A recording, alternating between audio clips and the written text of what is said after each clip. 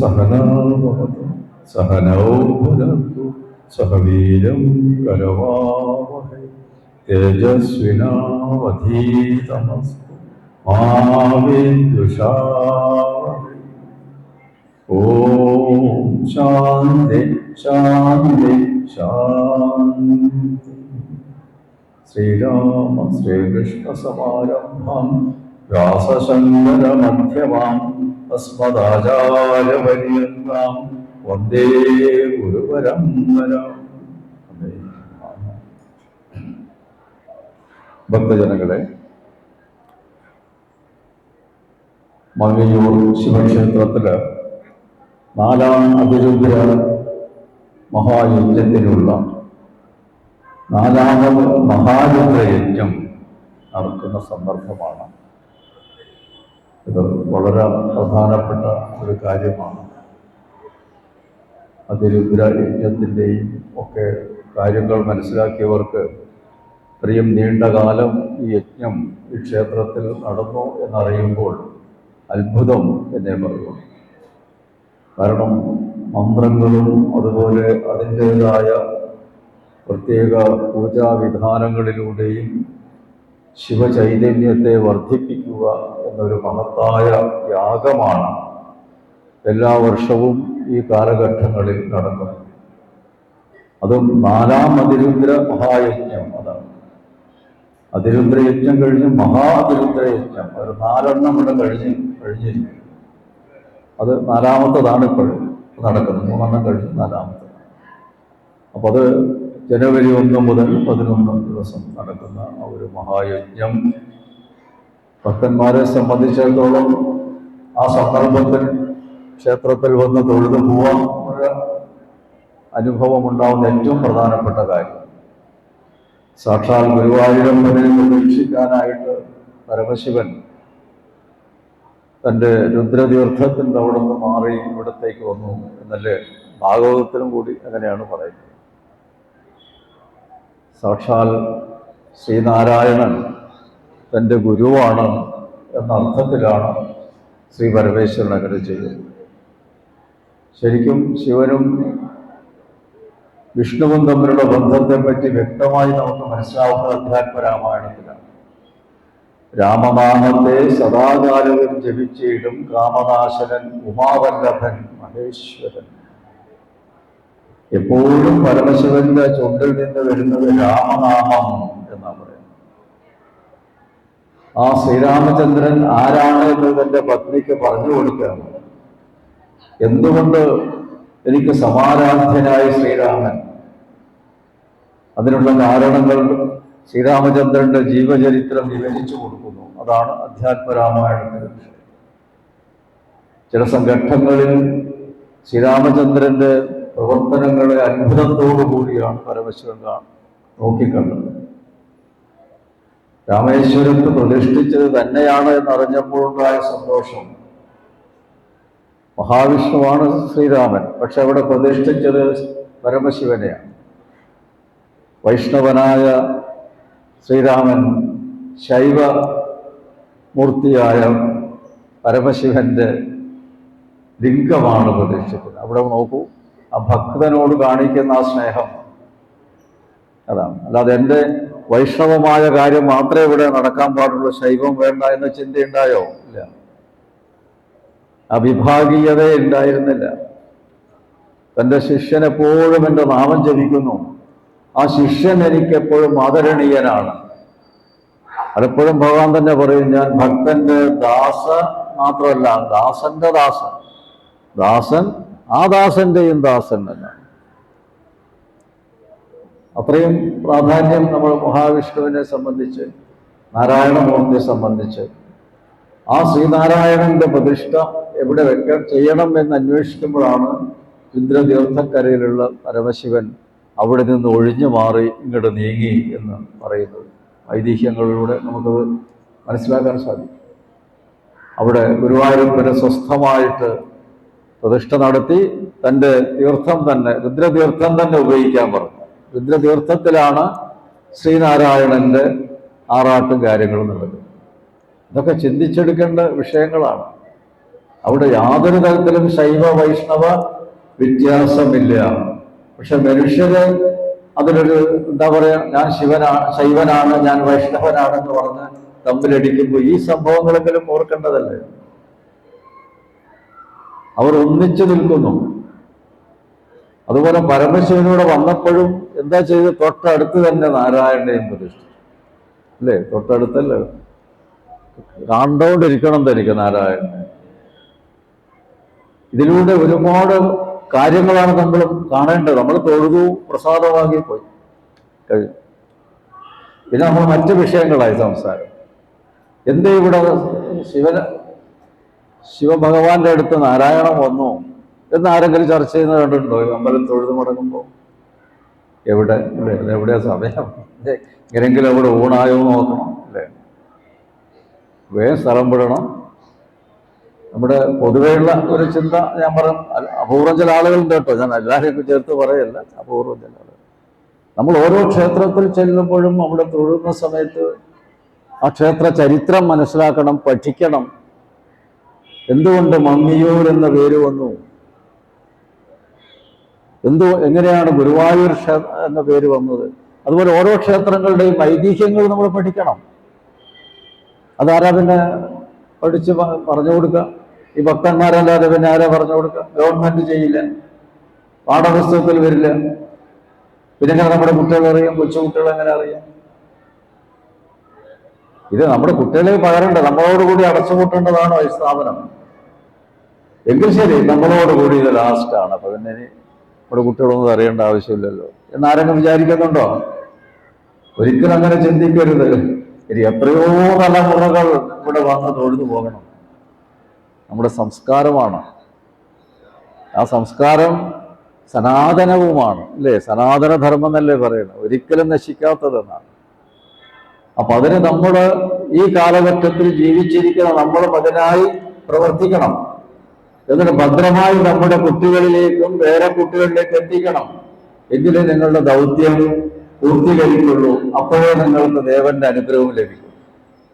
എനിക്ക് മാത്രം ഭക്തിയും ഇതും ഉണ്ടായാൽ മതി, കുട്ടികൾക്ക് ആവശ്യമില്ല, ഞാൻ കുട്ടികൾക്ക് വേണ്ടി ഒന്ന് തൊഴുതോളൂ, അങ്ങനെയുള്ള രീതിയൊന്നുമല്ല നമ്മുടെ സമ്പ്രദായം. കുട്ടികളൊരു പ്രായം കഴിഞ്ഞാൽ അവരും വന്ന് തൊഴണമില്ല. ആരെ ഏൽപ്പിക്കാൻ പറ്റില്ല. എൻ്റെ തൊഴൽ നിങ്ങളൊന്ന് ചെയ്യണം എന്ന് പറഞ്ഞിട്ട് അത്രയും രോഗാവസ്ഥയിലാണെങ്കിലും പറയാം, നടക്കാൻ വയ്യാത്ത അവസ്ഥയിലും പറയാം. ചിലവർ അങ്ങനെയുണ്ട്, ഒരാളെ ഏൽപ്പിക്കുന്നു, അവിടെ ചെയ്തു കേട്ടോ, ഭണ്ണാരത്തിൽ ഇട്ടേക്കും, ഭണ്ണാരത്തിൽ ഇട്ടേക്കൂ ഇതാണ് അതിൻ്റെ അർത്ഥം. ആ വാക്കെന്നെ നോക്കും. ഭണ്ണാരത്തിൽ സമർപ്പിക്കൂ എന്ന് പറയേണ്ടതിന് പകരം ഇട്ടേക്കൂ. ഇവിടെ നമ്മൾ പ്രയോഗിക്കുന്ന വാക്കുകൾ ശ്രദ്ധിക്കണം. ബഹുമാനപ്പെട്ടവരൊക്കെ നമ്മൾ എന്താ പറയുക, ബഹുമാനപ്പെട്ടവരെ വിളിക്കൂ എന്ന് പറയുമോ? ഇല്ല, ക്ഷണിക്കൂ എന്നാ പറയുക. പ്രസിഡന്റിനെ ക്ഷണിക്കൂ എന്നാ പറയേണ്ടത്, പ്രസിഡന്റിനെ വിളിക്കൂ എന്ന് പറഞ്ഞുകൂടാ. പക്ഷെ എന്താ നമ്മൾ ഉപയോഗിക്കുന്ന വാക്ക്? എല്ലാം ഒരേപോലെ. അവിടെയൊക്കെ നമ്മുടെ സംസ്കാരത്തിന്റെ അപജയങ്ങൾ സംഭവിക്കുന്നുണ്ട്. അപ്പൊ ഇതൊക്കെ നമുക്ക് മനസ്സിലാക്കി തരുന്നതാണ് നമ്മുടെ വിഷ്ണു സഹസ്രനാമം, ലളിതാ സഹസ്രനാമം എന്നത്. വിഷ്ണു സഹസ്രനാമത്തിന് വ്യാഖ്യാനം എഴുതി അത് പിന്നീട് ജ്യോതിഷരത്നത്തിലൂടെ അത് ജനങ്ങളിലേക്ക് എത്തിച്ചു. അതൊരു 12 കൊല്ലത്തോളം അവരത് പബ്ലിഷ് ചെയ്തു. അതിനുശേഷം ഭക്തജനങ്ങൾ വായനക്കാർ ഇതുപോലെ ലളിതാ സഹസ്രനാമവും ആചാര്യൻ എഴുതണം എന്നുള്ള നിർദ്ദേശം, അപേക്ഷ ജ്യോതിഷത്തിലൂടെ വന്നു. അതിനവരുടെയൊക്കെ അഭിപ്രായം കേട്ടു ലളിതാ സഹസ്രനാമവും അതിനും വിശദമായ വ്യാഖ്യാനം എഴുതി, അതും ജ്യോതിഷത്തിൽ വന്നു. അതും കഴിഞ്ഞപ്പോഴാണ് നാരായണീയത്തിലെ വ്യാഖ്യാനം ജ്യോതിഷത്തിൽ വരണം എന്ന് പറഞ്ഞു. അതും നാരായണീയവും എഴുതി പൂർത്തീകരിച്ചു. അതിപ്പോൾ ജ്യോതിഷത്തിൽ വന്നുകൊണ്ടിരിക്കുന്നു. സാധാരണക്കാർക്ക് വേണ്ടിയിട്ടാണ്, എല്ലാവർക്കും ഇത്തരം ഗ്രന്ഥങ്ങൾ കൈകാര്യം ചെയ്യാൻ പറ്റില്ല. അപ്പോൾ വിഷ്ണു സഹസ്രനാമം എഴുതിക്കഴിഞ്ഞ ഉടനെ തന്നെ ലളിതാ സഹസ്രനാമം എഴുതാൻ തുടങ്ങിയപ്പോൾ എൻ്റെ മനസ്സിലുണ്ടായ ചിന്ത, വിഷ്ണുവിൻ്റെതാണ് വിഷ്ണു സഹസ്രനാമം, ലളിതാ സഹസ്രനാമം ശക്തിയുടേതാണ്. രണ്ടും വളരെ വ്യത്യാസമുണ്ട്. എന്ന ആ ചിന്തയോട് കൂടിയാണ് ലളിതാ സഹസ്രനാമത്തിന് വ്യാഖ്യാനം എഴുതാൻ തുടങ്ങിയത്. ഓരോ നാമങ്ങളുടെയും അർത്ഥം വിശദമായിട്ട് അതിൻ്റെ നിരൂക്തവും അതിൻ്റെ അന്വയത്തിലൂടെയുള്ള അർത്ഥവും അതുപോലെ പുരാണങ്ങളിൽ പ്രതിപാദിക്കപ്പെട്ടതും ഒക്കെ തന്നെ ചേർത്തുകൊണ്ടുള്ള ഒരു വ്യാഖ്യാനം. അപ്പൊ അവിടൊക്കെ ശക്തി എന്നുള്ള ആ രീതിയിലാണ് വ്യാഖ്യാനിക്കുന്നത്.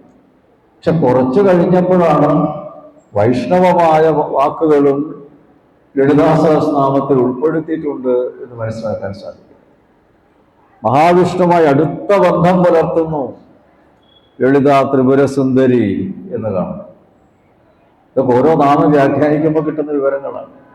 എല്ലാവരും ലളിതാ സഹസ്രനാമം വായിക്കും, ബൈഹാർട്ട് ചൊല്ലും, ഒക്കെ നല്ല കാര്യമാണ്. പക്ഷെ അതിൽ ഏതെങ്കിലും ഒരു നാമത്തിന്റെ അർത്ഥം ചോദിച്ചാൽ ഇല്ല, ബസ്സിന് പോകേണ്ട സമയമായി, പിന്നെ കാണാട്ടോ നോക്കോ. ഞാൻ 20 കൊല്ലമായി വായിക്കുന്നു, 25 കൊല്ലമായി ഞാൻ മത്സരത്തിന് പോവാറുണ്ട്. നാരായണീയം വായിക്കുന്ന ഭക്തന്മാർ വളരെ വർദ്ധിച്ച കാലഘട്ടം. ഒരമ്മയോട് ചോദിച്ചപ്പോൾ ഞാൻ 25 കൊല്ലമായി, അറിയോ? സന്തോഷം. എന്നാൽ കുറച്ചേരം ഇരിക്കുക, എൻ്റെ ചില സംശയങ്ങളൊക്കെ തീർക്കുക. അല്ല, അത് സംശയം എന്ന് പറഞ്ഞാൽ അതിൽ നാരായണീയത്തിൽ ഭട്ടതിരിപ്പാട് കുറേ കാര്യങ്ങൾ എഴുതിയിട്ടുണ്ടല്ലോ, അത് മാത്രം ചോദിക്കരുത്. മുഴുവനും നോക്കാതെ ചിലരോട് ഇപ്പം ചൊല്ലിത്തരാം, പോരാ, എനിക്കതിൻ്റെ അർത്ഥം അറിയണം, അതെന്നോട് ചോദിക്കരുത്. അർത്ഥമറിയാതെ ഇത് ബൈഹാർട്ട് ചൊല്ലിയതുകൊണ്ട് എന്താ പ്രയോജനം? ഭക്തന്മാരുടെ പ്രതികരിക്കാം. ഇത് വെറും ഒരു പ്രഭാഷണം നടത്തി പോകുന്ന ഒരാളല്ല ഞാൻ. ബൈഹാർട്ട് ചൊല്ലിയതുകൊണ്ട് എന്താ പ്രയോജനം? സാന്ദ്രാനന്ദാവബോധാത്മകമരുവിധം കാലദേശാവിനിഭ്യം എന്ന് ഭട്ടതിരിപ്പാട് പറഞ്ഞതിന്റെ അർത്ഥം അറിയാതെ വെറുതെ ശ്ലോകം ചൊല്ലി പോയതുകൊണ്ട് എന്താ പറയുക? എന്താ ഗുണം നമുക്ക് കിട്ടുന്നത്? പല ദശകത്തിന്റെയും ഒടുവിൽ പറയുന്നുണ്ട്, എൻ്റെ ഈ വാതരോഗം മാറ്റിത്തരയണമേ എന്ന് ദുഃഖത്തോടെ പറയുന്നുണ്ട്. അവിടെയും ഇത് ചൊല്ലുന്നവർക്ക് ഒരു ദുഃഖമില്ലാതെ വായിച്ച പോവാണ്. കാരണം ഇതിന്റെ അർത്ഥം അറിയില്ലല്ലോ. അർത്ഥം അറിയുകയാണെങ്കിൽ അവിടെ ഒന്ന് നമ്മളും പതറി പോവും, അയ്യോ എൻ്റെ ദുഃഖവും മാറ്റണമേ എന്ന് പറഞ്ഞു പോകും. ഇല്ല, അത് മതിയോ? അങ്ങനെ നാരായണീയം ചൊല്ലിയാൽ മതിയോ? വിഷ്ണു സഹസ്രനാമം ചൊല്ലിയാൽ മതിയോ? വിഷ്ണു സഹസ്രനാമത്തിൽ 1000 നാമമുണ്ട്, അത് നോക്കാതെ ചൊല്ലുന്നവരുണ്ട്.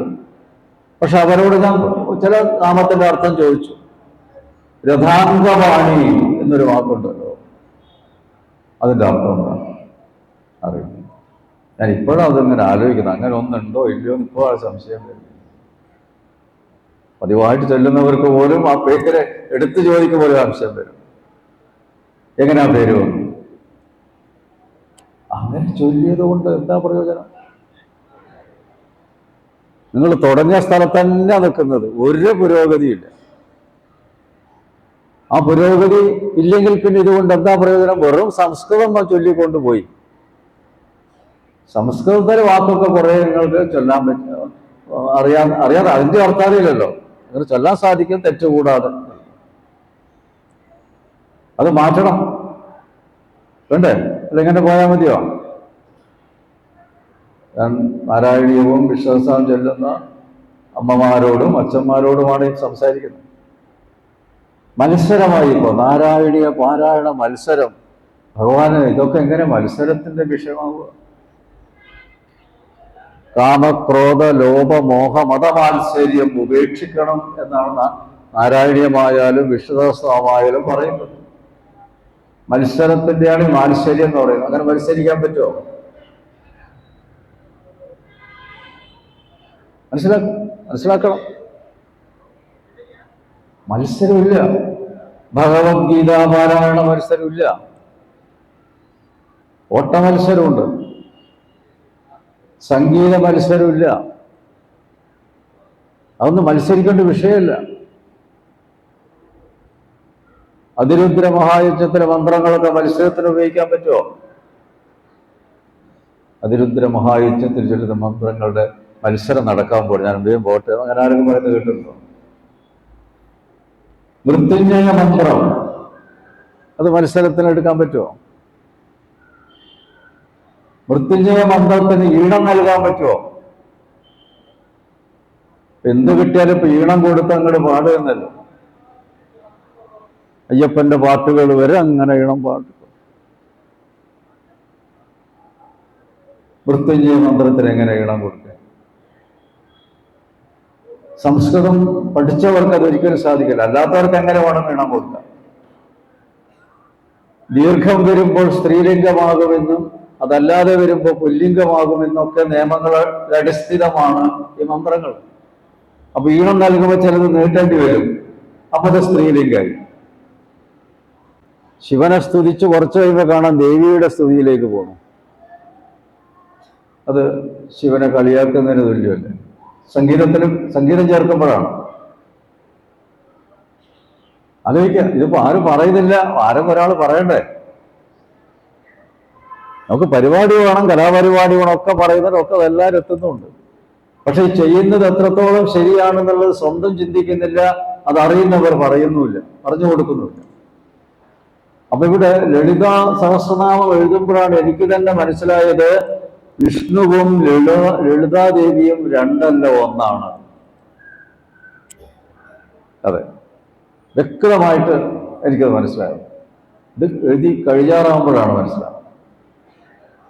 അതിലൊരു നാമമുണ്ട് ദേവിയുടെ, പത്മനാഭ സഹോദരി, അല്ലേ? കേട്ടിട്ടില്ല? ആരെയും പത്മനാഭൻ പരമശിവനല്ല, ആണോ? മഹാവിഷ്ണുവാണ്. മഹാവിഷ്ണുവിന്റെ പെങ്ങളാണ് ലളിത. എത്ര പേർക്കറിയാം? അപ്പൊ വിഷ്ണുവും ലളിതയും തമ്മിൽ സഹോദര ബന്ധമുണ്ടെന്ന് മനസ്സിലായില്ലേ? ലളിതാ സഹസ്രനാമത്തിനാണ് കിട്ടുന്നത്. വിഷ്ണു സഹസ്രനാമം ചൊല്ലുന്നവർ ലളിതാ സഹസ്രനാമം ചൊല്ലാം. ലളിതാ സഹസ്രനാമം ചൊല്ലുന്നവർക്കും വിഷ്ണു സഹസ്രനാമം ചൊല്ലാം, വ്യത്യാസമില്ല. സഹോദരിമാരുടെയാണ്. പത്മനാഭ സഹോദരി. അത് മാത്രമല്ല, ബ്രഹ്മാണ്ഡ പുരാണത്തിലാണ് ലളിതാ സഹസ്രനാമം ഉൾപ്പെടുത്തിയിരിക്കുന്നത്. വേദവ്യാസ ബ്രഹ്മാണ്ഡ പുരാണം. അതില് ഉത്തരാഖണ്ഡത്തിലാണ് ലളിതോപാഖ്യാനം എന്ന് പറയുന്ന ഒരു പ്രശസ്തമായ ഒരു ആഖ്യാനമാണ്. അതിലാണ് ലളിതാദേവിയുടെ പൂർണ്ണ ചരിത്രം നമുക്ക് ലഭ്യമാണ്. ലളിതോപാഖ്യാനം അത് സെപ്പറേറ്റ് ആയിട്ടൊരു ബുക്കുണ്ട്, പക്ഷെ ബ്രഹ്മാണ്ഡ പുരാണത്തിൽ അന്തർഗതമാണ്. ഈ ബ്രഹ്മാണ്ഡ പുരാണം ആർക്ക് ഉപദേശിച്ചു കൊടുത്തു? ഹയഗ്രീവ മഹർഷി അഗസ്ത്യ മഹർഷിക്ക് ഉപദേശിച്ചു കൊടുത്തു. ഹയഗ്രീവ മഹർഷി അഗസ്ത്യ മഹർഷിക്ക് ഉപദേശിച്ചു. ആരാ ഹയഗ്രീവ മഹർഷി? സാക്ഷാൽ മഹാവിഷ്ണു. ഹയഗ്രീവാവതാരം ഭഗവാൻ സ്വീകരിച്ചിട്ടുണ്ടെന്നൊക്കെ നിങ്ങൾ മനസ്സിലാക്കിയിട്ടുണ്ടാവും. വേദങ്ങളെ കട്ടുകൊണ്ടുപോയി ഹയഗ്രീവൻ എന്ന് പറയുന്ന അസുരൻ ബ്രഹ്മാവിന്റെ കയ്യിൽ നിന്നാണ്. അപ്പോൾ ഭഗവാനൊരു അവതാരമെടുത്തു ഹയഗ്രീവാവതാരം. എന്നെ പോലെയുള്ള ആളൊക്കെ എന്നെ വധിക്കാൻ പാടുള്ളൂ എന്നൊരു വരം വാങ്ങിയിട്ട്, അപ്പോൾ ഹയഗ്രീവനെ വധിക്കാൻ ഭഗവാൻ ഹയഗ്രീവനായി കുതിരത്തലയോടുകൂടിയുള്ള അവതാരം ഹയഗ്രീവം. ആ ഹയഗ്രീവ മഹർഷിയാണ് ലളിതാ ത്രിപുര സുന്ദരിയുടെ സാന്നിധ്യത്തിൽ വെച്ച് അഗസ്ത്യ മഹർഷിക്ക് ഉപദേശിച്ചു കൊടുക്കും. ഇതെങ്ങനെ ലളിതാ സഹസ്രനാമം വന്നു? തുടക്കം എവിടുന്നാണ്? വശിന്യാദി ദേവകൾ, അവരാണ് മന്ത്രിണികൾ. ദേവിയുടെ മന്ത്രിണികളാണ്. 8 പേരുണ്ട്. ആ 8 പേരും ഞാൻ വായിക്കാം, അതൊക്കെ ഓർമ്മയിൽ വെക്കേണ്ട പേരുകളാണ്. വശിനി, കാമേശ്വരി, മോദിനി, വിമല, അരുണ, ജയിനി, സർവേശ്വരി, കൗലിനി. ഇവരാണ് വശിന്യാദി ദേവകൾ. മൊത്തം വശിന്യാദി ദേവകൾ എപ്പോഴും ദേവിയുടെ കൂടെ ഉണ്ടാവും, സന്തത സഹചാരിണികളാണ്. അപ്പോൾ അഗസ്ത്യ മഹർഷിയും ഹയഗ്രീവ മഹർഷി അതുപോലുള്ള മഹർഷിമാരൊക്കെ ഉള്ള ഒരു ഘട്ടത്തിൽ ദേവി വശിന്യാദി ദേവകൾ പറഞ്ഞു, എൻ്റെ മഹത്വത്തെ പുകഴ്ത്തിക്കൊണ്ടുള്ള ഒരു സ്തോത്രം പാടുന്നു. അങ്ങനെ 8 പേരും ചേർന്നിട്ടാണ് ലളിതാ സഹസ്രനാമം രൂപവൽക്കരിച്ചത്. അവിടെ വെച്ച് ചൊല്ലി ശ്രീമാത, ശ്രീ മഹാരാജ്ഞി, ശ്രീ വത്സിംഹാസനേശ്വരി എന്ന് പറഞ്ഞിട്ട് അങ്ങനെ തുടങ്ങി. ദേവി മുഴുവനും ശ്രദ്ധിച്ചു കേൾക്കുക. ദേവിയുടെ മുമ്പിൽ വെച്ചിട്ടാണ് വെച്ചത്. എവിടെയെങ്കിലും ഇടപെട്ടില്ല, അത് ശരിയല്ല, ആ വാക്ക് ശരിയല്ല ഒന്നും പറഞ്ഞില്ല. അവർ പറയുന്നത് അങ്ങനെ തന്നെ കേട്ടു. ഇത് തന്നെയാണ് എനിക്ക് ഏറ്റവും ഇഷ്ടപ്പെട്ട സ്തോത്രം. ഇത് ചൊല്ലിയാൽ എൻ്റെ അനുഗ്രഹം നിങ്ങൾക്കുണ്ടാവും. ഇത് ഹയഗ്രീവ മഹർഷി കേൾക്കുന്നു. അതിനുശേഷം ഒരു ഘട്ടത്തിൽ അഗസ്ത്യ മഹർഷിക്ക് ചൊല്ലിക്കൊടുക്കുന്നു എന്ന രീതിയിലാണ് ഈ ലളിതാ സഹസ്രനാമം വന്നിരിക്കുന്നത്. ലളിത ത്രിപുര സുന്ദരി എന്നുകൂടി പറയും ലളിതാദേവി. അത് 1000 നാമങ്ങളാണ്. അതിലൊരു നാമം മാത്രമേ ആവർത്തിക്കുന്നുള്ളൂ, കാന്ത എന്ന് പറയുന്നൊരു വാക്ക് 2 തവണ. വിഷ്ണു സഹസ്രനാമത്തിൽ അതല്ല, കുറേ നാമങ്ങൾ ആവർത്തിക്കുന്നുണ്ട്. ഇതിലൊരു നാമം മാത്രമേ ആവർത്തിക്കുന്നുള്ളൂ. അത് ദേവിയുടെ പൂർണ്ണമായ ബാഹ്യ സൗന്ദര്യവും അതുപോലെ തന്നെ ദേവിയുടെ മഹത്വങ്ങളെയും ഉൾക്കൊള്ളുന്ന ഒരു സ്തോത്രവും കൂടിയാണ്. അതിലെ ആദ്യത്തെ നാമം എന്താണ്?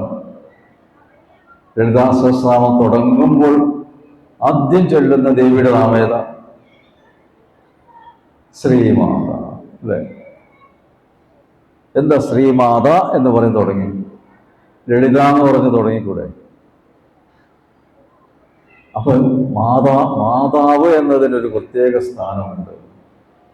ലോകത്ത് ഏറ്റവും അഭിമാനിക്കത്തക്ക രീതിയിലുള്ള ഒരു നാമം സ്ത്രീയെ സംബന്ധിച്ചിടത്തോളം പറയുകയാണെങ്കിൽ അത് മാതൃത്വത്തെ സൂചിപ്പിക്കുന്ന മാതാവ്.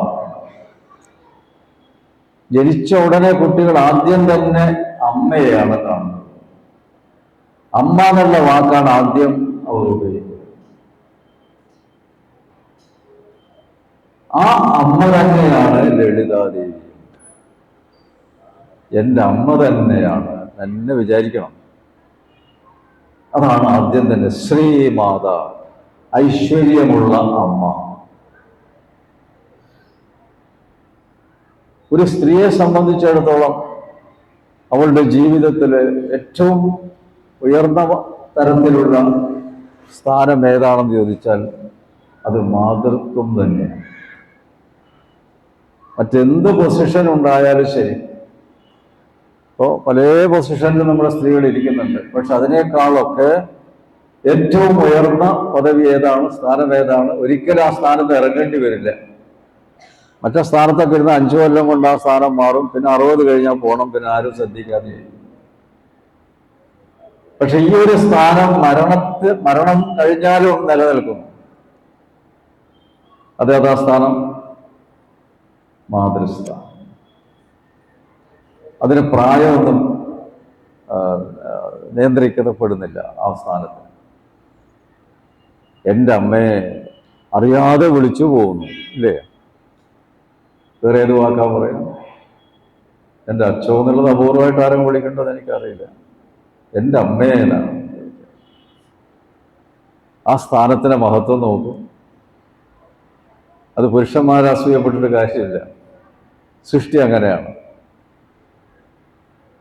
അമ്മ തന്നെയാണ് ഏറ്റവും ശ്രേഷ്ഠമായ ആ മാതൃത്വം എന്നുള്ളതുണ്ടല്ലോ, അതിന് പകരം വെക്കാനില്ല. ഒരു സ്ത്രീയെ സംബന്ധിച്ചിടത്തോളം ഒരു പത്നിയാവുക, ഭാര്യയാവുക, പിന്നീട് കുട്ടികളുടെ അമ്മയാവുക, ആ കുട്ടികളെ നന്നായി വളർത്തിയെടുക്കുക, രൂപപ്പെടുത്തി സ്വഭാവത്തിലൊക്കെ രൂപപ്പെടുത്തിയെടുക്കുക എന്ന് പറയുന്നത് ഏറ്റവും വലിയ യജ്ഞമാണ്. യജ്ഞമാണത്. മറ്റേത് യജ്ഞത്തെക്കാളും ഒരു പ്രജയെ വാർത്തെടുക്കുക, എന്നിട്ട് സമൂഹത്തിന് നൽകുകയാണ്, രാജ്യത്തിന് നൽകുക. അതാരാ ചെയ്യുന്ന യജ്ഞം? അമ്മ. തുടക്കം മുതൽ അമ്മ തന്നെയാണ്. വേറെ ഏത് കാര്യങ്ങൾ ചെയ്താലും ഈ ഒരു അവസ്ഥയിൽ എത്തിക്കാൻ പറ്റില്ല. ആ സ്ഥാനവും കിട്ടില്ല. അമ്മയ്ക്ക് അത്രയധികം പ്രാധാന്യം. ജീവിതത്തിൽ ഒരു അമ്മയായില്ലെങ്കിൽ അത് വലിയൊരു കുറവാണ്. സമൂഹത്തിൽ വലിയ പദവിയിൽ ഇരുന്ന ഒരു സ്ത്രീയുമായിട്ട് സംസാരിക്കുമ്പോൾ അങ്ങനെ കുട്ടികളില്ലാന്ന് പറഞ്ഞാൽ കഴിഞ്ഞു, ആ സ്റ്റാറ്റസ് ഒക്കെ പോയി. ശരി, പിന്നെ കാണാമെന്ന് പറഞ്ഞു. മാതൃത്വം അഭിപ്രായ വ്യത്യാസം ഉണ്ടോ? പറയണേ, പറയാം നിങ്ങൾക്ക്. ആചാര്യൻ ഈ മാതൃത്വത്തെ വല്ലാതെ പറയണോ, വേറെ കാര്യം പറയുന്നില്ല, അങ്ങനെ വല്ല പരാതി പറയണം. എനിക്ക് ഇത് സഹസ്രനാമം എഴുതിയപ്പോൾ അത് ഒന്നുകൂടി ഉറപ്പിക്കാനേ പറ്റുള്ളൂ, എന്തെങ്കിലും വ്യത്യാസപ്പെടുത്താൻ പറ്റിയിട്ടില്ല. ശ്രീ മാതാ എന്ന് പറഞ്ഞിട്ടല്ലേ തുടങ്ങുന്നത്. പല ഉദാഹരണങ്ങളും പറയാം. മാതൃത്വം തന്നെയാണ് മുൻതൂക്കം. ആദി ശങ്കരാചാര്യർ അദ്ദേഹം വളരെ ചെറുപ്പത്തിൽ സന്യാസം സ്വീകരിച്ചു. ആര്യാന്തർജത്തിന് ഒരേ ഒരു മകൻ, അച്ഛൻ മരിച്ചു. ആ കുട്ടിക്ക് സന്യസിക്കണം എന്നുള്ള മോഹം,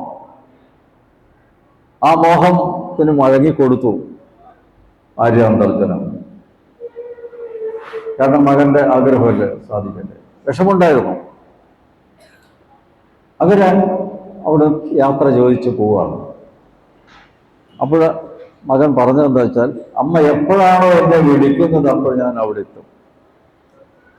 ഇതാണ് പറഞ്ഞത്, വേറെ ഒന്നുമില്ല. ശരി, പോയിട്ട് വരും മോനെ എന്ന് പറഞ്ഞയച്ചു.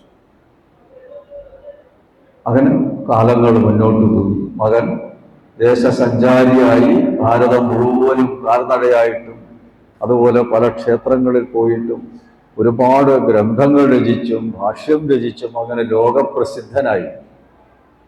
ഇതൊന്നും ഈ പാവം അറിയുന്നില്ല, അമ്മ അറിയുന്നില്ല.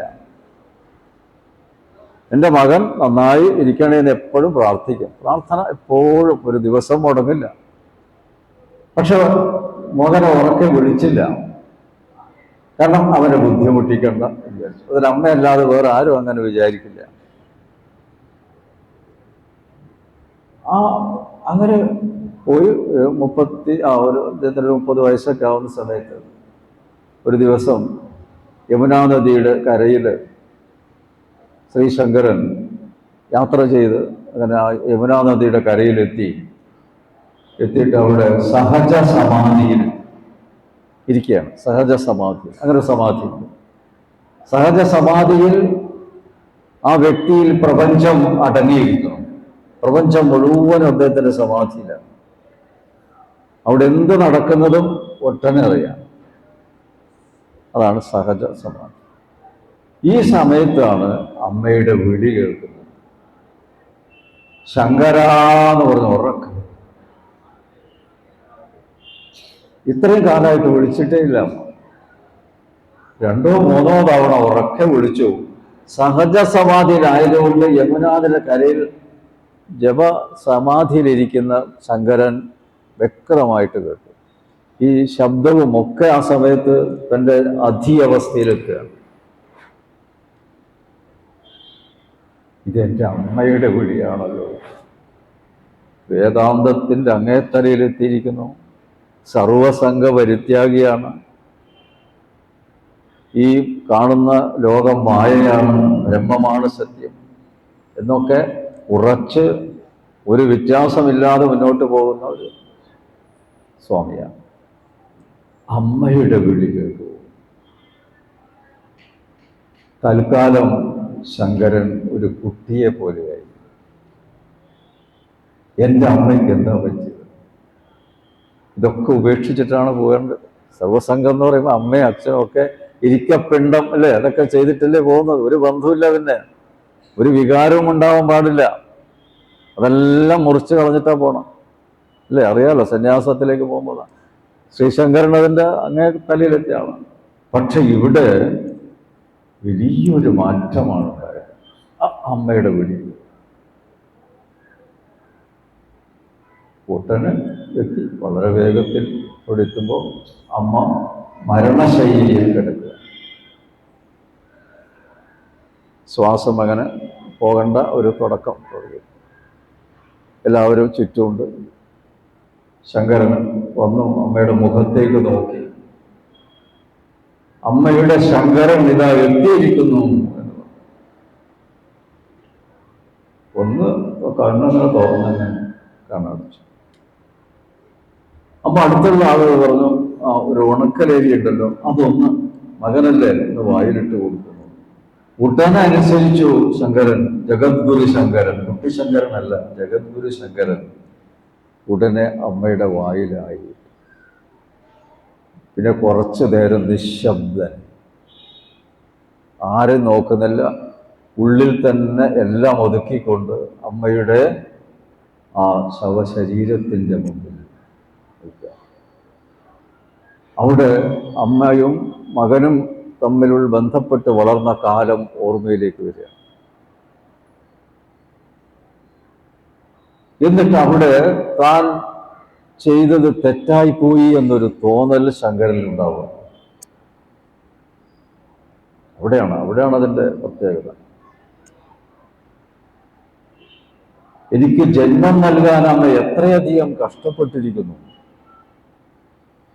10 മാസം ചുമന്ന് ആ സമയത്തുണ്ടാകുന്ന ശാരീരിക വിഷമമൊക്കെ സഹിച്ച് എൻ്റെ കുട്ടിക്ക്, ഗർഭസ്ഥ ശിശുവായ എൻ്റെ കുട്ടിക്ക് ഒന്നും സംഭവിക്കരുതേ എന്ന് പ്രാർത്ഥിച്ചുകൊണ്ട് നിത്യവും പ്രാർത്ഥന, കഴിക്കുന്നത് എനിക്ക് രുചികരമായ ഭക്ഷണം പോലും ഉപേക്ഷിച്ച് കുട്ടിക്ക് വിഷമം ഇല്ലാത്തതായ ഭക്ഷണം മാത്രം കഴിച്ച് വളരെ ശ്രദ്ധിച്ച് അങ്ങ് 10 മാസം എന്നെ ഉള്ളിൽ കൊണ്ട് നടന്നില്ലേ. അത് കഴിഞ്ഞ് ആ പ്രസവിക്കുന്ന സമയത്തുള്ള ഭയങ്കരമായ വേദന, അത് ഒരിക്കലും എനിക്കറിയില്ല, പക്ഷെ അതിനെപ്പറ്റി അമ്മമാർ പറയുന്നത് ഞാൻ കേട്ടിട്ടുണ്ട്. ഏറ്റവും കഠിനമായ വേദന സഹിച്ചു. അവിടെയൊക്കെ എനിക്ക് ജന്മം നൽകാനുള്ള വേദന സഹിക്കുകയായിരുന്നു. അത് കഴിഞ്ഞ് പ്രസവിച്ചതിന് ശേഷം കുറച്ച് ദിവസം ആ ശരീരത്തിലുള്ള ആ ഒരു വിഷമം സഹിച്ചു. പിന്നീട് ഓരോ നിമിഷവും എന്നെ തന്നെ നോക്കിയുള്ള കിടപ്പാണ്, തൻ്റെ അടുത്ത് തന്നെ കിടത്തിക്കൊണ്ട്. ആ സമയത്ത് അറിയാതെ മലമൂത്ര വിസർജനം നടത്തുന്നു, അതൊന്നും പ്രശ്നമേ അല്ല. അവിടെ തന്നെ എൻ്റെ അടുത്ത് തന്നെ കിടക്കും. അങ്ങനെ പാല് നൽകാൻ എപ്പോഴാണോ നൽകുന്നത് അപ്പോൾ പാല് കൊടുക്കാൻ തയ്യാറായിട്ട് ഉറക്കവുമില്ലാതെ രാത്രികൾ. എപ്പോഴും പതിവെട്ട് ഉറങ്ങിയിട്ടില്ല അമ്മ. കാരണം എൻ്റെ മോൻ എന്ത് പറ്റിയെന്ന് എപ്പോഴും കൈകൾ ഇങ്ങനെ എൻ്റെ തൊട്ടുകൊണ്ടു. അത് വളരെ വിശദമായിട്ട് ശങ്കരൻ അത് വായിക്കണം. മാതൃപഞ്ചകം എന്നൊരു ഗ്രന്ഥത്തിലാണ് ശ്രീശങ്കരൻ അത് രചിച്ചിരിക്കുന്നത്. ഇതൊക്കെ നമ്മുടെ കുട്ടികൾ 5 വയസ്സാകുമ്പോൾ പഠിപ്പിച്ചു കൊടുക്കേണ്ടതാണ്. എത്ര പേരത് പഠിപ്പിച്ചു കൊടുത്തിട്ടുണ്ട്? ഇതിലുള്ളവരാരെങ്കിലും കൈ പൊന്തിക്കുക? ഉണ്ടാവില്ല. വിഷമിക്കണ്ട, എല്ലായിടത്തും സ്ഥിതി തന്നെ. കേരളത്തിൽ എല്ലാ ദിക്കിലും പോയപ്പോഴേ തന്നെയാണ്, ആരും കൈ പൊന്തിച്ചിട്ടില്ല. അവനവൻ്റെ കാര്യം കഴിഞ്ഞ് അങ്ങോട്ട് പോവാന്ന് മാത്രം. ശങ്കരൻ അവിടെ നിർത്തിയില്ല. പിന്നെ എന്നെ വളർത്തിയെടുക്കുക ഏറ്റവും വലിയൊരു വിഷമകാലം. പറഞ്ഞാലും മനസ്സിലാവില്ല, ചീത്ത പറഞ്ഞാലും മനസ്സിലാവില്ല. ആ സമയത്ത് കുട്ടി കൊടുക്കേണ്ട ഭക്ഷണം ശരിക്കും കൊടുക്കണം. അപ്പം എപ്പോഴും ശാഠ്യം പിടിക്കും. അവിടെ പുറത്തേക്ക് കൊണ്ടുപോകും. എന്നിട്ട് രാജ, കണ്ണ, മുത്തേ എന്നൊക്കെ വിളിച്ച് എന്നെ പ്രലോഭിപ്പിച്ച് പക്ഷികളെയൊക്കെ പറക്കുന്ന ചൂണ്ടിക്കാണിച്ച് അതിൽ ശ്രദ്ധിക്കുമ്പോൾ എൻ്റെ വായിൽ എത്ര ഉരുളച്ചോറുകളാണ് അമ്മ ഉരുട്ടി തന്നിരിക്കുന്നത്. എന്തിനു വേണ്ടി? എന്നെ വളർത്തി വലുതാക്കാൻ. ഓരോ സമയത്ത് വിളമ്പുമ്പോഴും എൻ്റെ മകൻ എത്ര വിളമ്പണമെന്ന് ശ്രദ്ധിച്ചുകൊണ്ട് വിളമ്പുകയും ആ വിളമ്പിയതൊക്കെ കഴിക്കുന്നുണ്ടോ എന്ന് നോക്കിക്കൊണ്ട് അടുത്തിരിക്കുകയും അതിനുശേഷം തൻ്റെ ഭക്ഷണം കഴിക്കുകയും ചെയ്തുകൊണ്ട് എത്ര കൊല്ലങ്ങൾ അങ്ങ് കഴിച്ചു കൂട്ടിയിട്ടുണ്ട്. ആരാ പറയുന്നത്? ശ്രീശങ്കരൻ ഓർമ്മയിലൂടെ പറയാം. അങ്ങനെ ആ ത്യാഗം എന്നുള്ളത് വെറും വാക്കല്ല. അത്രയും ഉറക്കവും ഊണും ഉപേക്ഷിച്ചുകൊണ്ട് എന്നെ ഓരോ നിമിഷവും ശ്രദ്ധിച്ചുകൊണ്ട് എന്നെ വളർത്തി. ഞാനിതാ ലോകപ്രസിദ്ധനായ ജഗദ്ഗുരുവായിരിക്കുന്നു. അമ്മ എന്നെ ശരിക്കും ശ്രദ്ധിച്ച് നോക്കിയാൽ രോഗം പിടിച്ച് ചിലപ്പോൾ മരിച്ചു പോയേക്കാം, അല്ലെങ്കിൽ വല്ല അംഗവൈകല്യങ്ങൾ വരാം. അതൊന്നുമില്ലാതെ പ്രജ്ഞാശേഷിയോടുകൂടി, അതൊക്കെ അമ്മയുടെ ശ്രദ്ധയിൽ അമ്മ ചെയ്തു തന്നതാണ്. അതിനുള്ള ഔഷധങ്ങളും അതിനുള്ള കാര്യങ്ങളും ഒക്കെ ചെയ്തിട്ടാണ്, പ്രാർത്ഥനയും ഒക്കെ കൂടിയാണല്ലോ ഞാൻ ശങ്കരനായി വരുന്നത്. അതിലൊന്നും ഒരു കുറവും അമ്മ ചെയ്തിട്ടില്ല. ഇതാ ആ അമ്മ ഇപ്പോ ചേതനയറ്റ ശരീരമായി എൻ്റെ മുമ്പിൽ കിടന്നു. ഇത്രയും ത്യാഗം ചെയ്ത അമ്മയ്ക്ക് ഞാൻ എന്ത് പ്രത്യുപകാരം ചെയ്തു? ഇതാണ് എന്നെ വിഷമിപ്പിച്ചുകൊണ്ടിരിക്കുന്നത്. എത്രയോ ഉരുള ചോറുകൾ ഉരുട്ടിത്തന്ന എന്നെ ശ്രദ്ധിച്ച അമ്മയ്ക്ക് ഒരു ഉരുളച്ചോറ് പോലും ഈ അവസാന കാലത്ത് വിഷമിക്കുകയും മകന് കൈകൊണ്ട് കൊടുക്കാൻ പറ്റിയില്ലല്ലോ. അവിടെയാണ്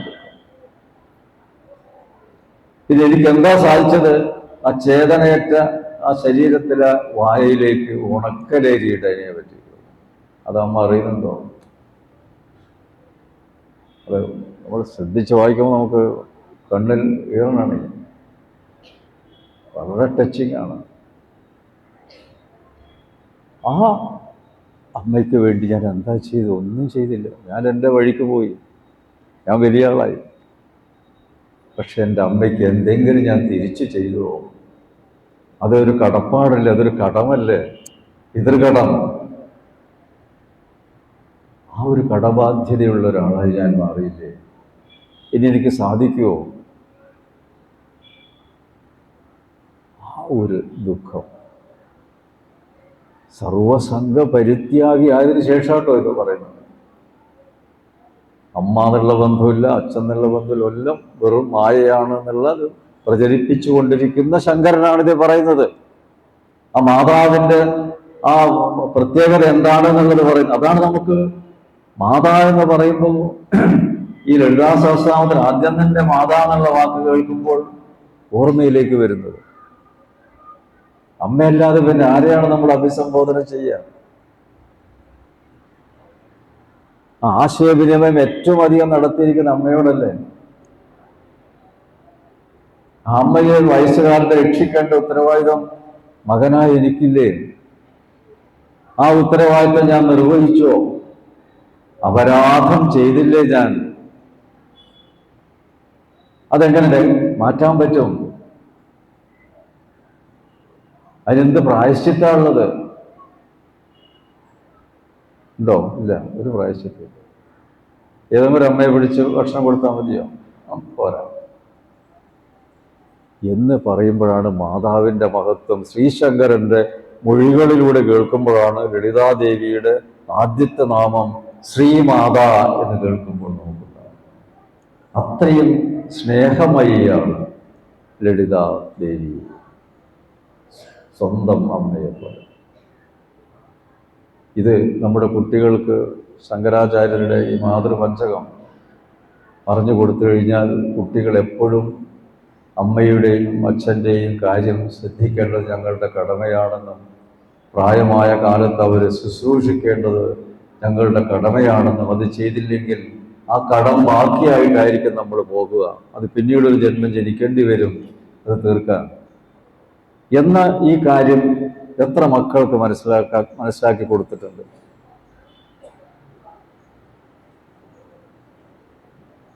ഇപ്പോഴും കുട്ടികളെന്താ അവരിഷ്ടപ്പെട്ടത് വാങ്ങിക്കൊടുക്കുന്നു, അവരെന്താണോ പറയുന്നത് അത് ചെയ്തു കൊടുക്കുന്നു.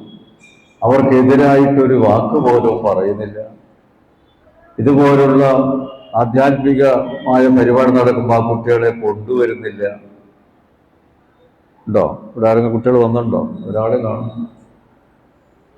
അമ്മമാരൊക്കെ ഉണ്ട്, സന്തോഷം. പക്ഷെ എവിടെ നിങ്ങളുടെ കുട്ടികളും പേരക്കുട്ടികളൊക്കെ എവിടെ?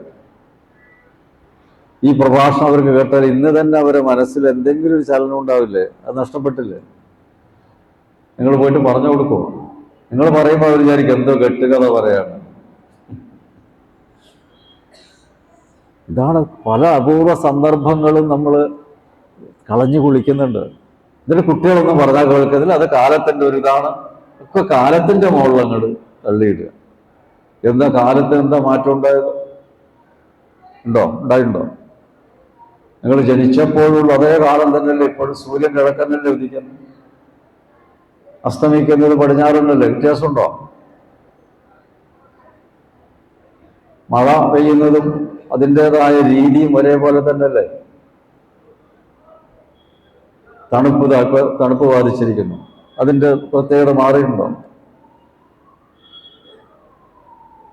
എവിടെ മാറി? ചന്ദ്രന്റെ വൃദ്ധിക്ഷയങ്ങൾ ഇന്നും അതേ ഇതുപോലെയല്ലേ? കറുത്തവാവിന് ചന്ദ്രനില്ല, പിന്നെ ചെറുതായിട്ട് വന്ന് പൗർണമിക്ക് പൂർണ്ണ ചന്ദ്രൻ. എവിടെയെങ്കിലും കാലം വ്യത്യാസം വരുത്തിയിട്ടുണ്ടോ? ഇന്നും രാവിലെ നിന്ന് ചക്ക തന്നെയല്ലേ കിട്ടുന്നത്? കാലം മാറ്റം വരുത്തിയിട്ടുണ്ടോ? ഇത്രയും കാലം രാവിലെ ചക്ക, ഇപ്പൊ അതാ നോക്കൂ, കലികാല വൈവിപ്പൊക്കെ വേറെ എന്തോ പഴങ്ങളാണ് ഉണ്ടോ? ഇന്നും പശുവിൽ ജനിക്കുന്ന കുട്ടി പശുക്കുട്ടിയായിട്ടല്ലേ ജനിക്കുന്നത്? വ്യത്യാസം വരുന്നുണ്ടോ? വേറെ ഏതെങ്കിലും ജന്തു കുട്ടിയായി ജനിക്കുന്നുണ്ടോ? അതൊക്കെ പോട്ടെ, മനുഷ്യന്റെ ശരീരം മാറി, പ്രകൃതി മാറിയിട്ടുണ്ടോ? അനാട്ടമി, രണ്ട് കണ്ണ് ഇവിടെ തന്നെയല്ലേ? പണ്ട് ഇങ്ങനെയായിരുന്നു. കാലം എന്തെങ്കിലും മാറ്റി വന്നിട്ട് ഈ കുറച്ചും കൂടെ മാറ്റിയിട്ടുണ്ടോ ഇപ്പൊ കണ്ണ്? പണ്ട് അങ്ങനെയല്ല, പണ്ട് ശരിക്കും തന്നെ കണ്ണുണ്ടായിരുന്നു. ഉണ്ടോ? എന്താ കാലം? നിങ്ങൾ പറയണം. നിങ്ങളോടുള്ള ചോദ്യം ഇപ്പൊ ഞങ്ങൾക്ക് വെറുതെ ചോദിച്ചിട്ട് ഇങ്ങനെ ഇതല്ല, നിങ്ങൾ പറയണം. ഈ കാലത്ത് അങ്ങനെ നമ്മെ നോക്കേണ്ട ആവശ്യമൊന്നുമില്ല, കാലം മാറിയെന്ന് പറയും. അപ്പൊ ആരുടെ ഭാഗത്താണ് തെറ്റ്? കുട്ടികളുടെ ഭാഗത്തോ അവരെ വളർത്തുന്ന അച്ഛനന്മാരുടെ ഭാഗത്തോ? എല്ലാം അവർ പറഞ്ഞു ചെയ്തോളൂ. പണം ഇഷ്ടം പോലെ അവർക്ക് വേണ്ടി ചെലവാണ്.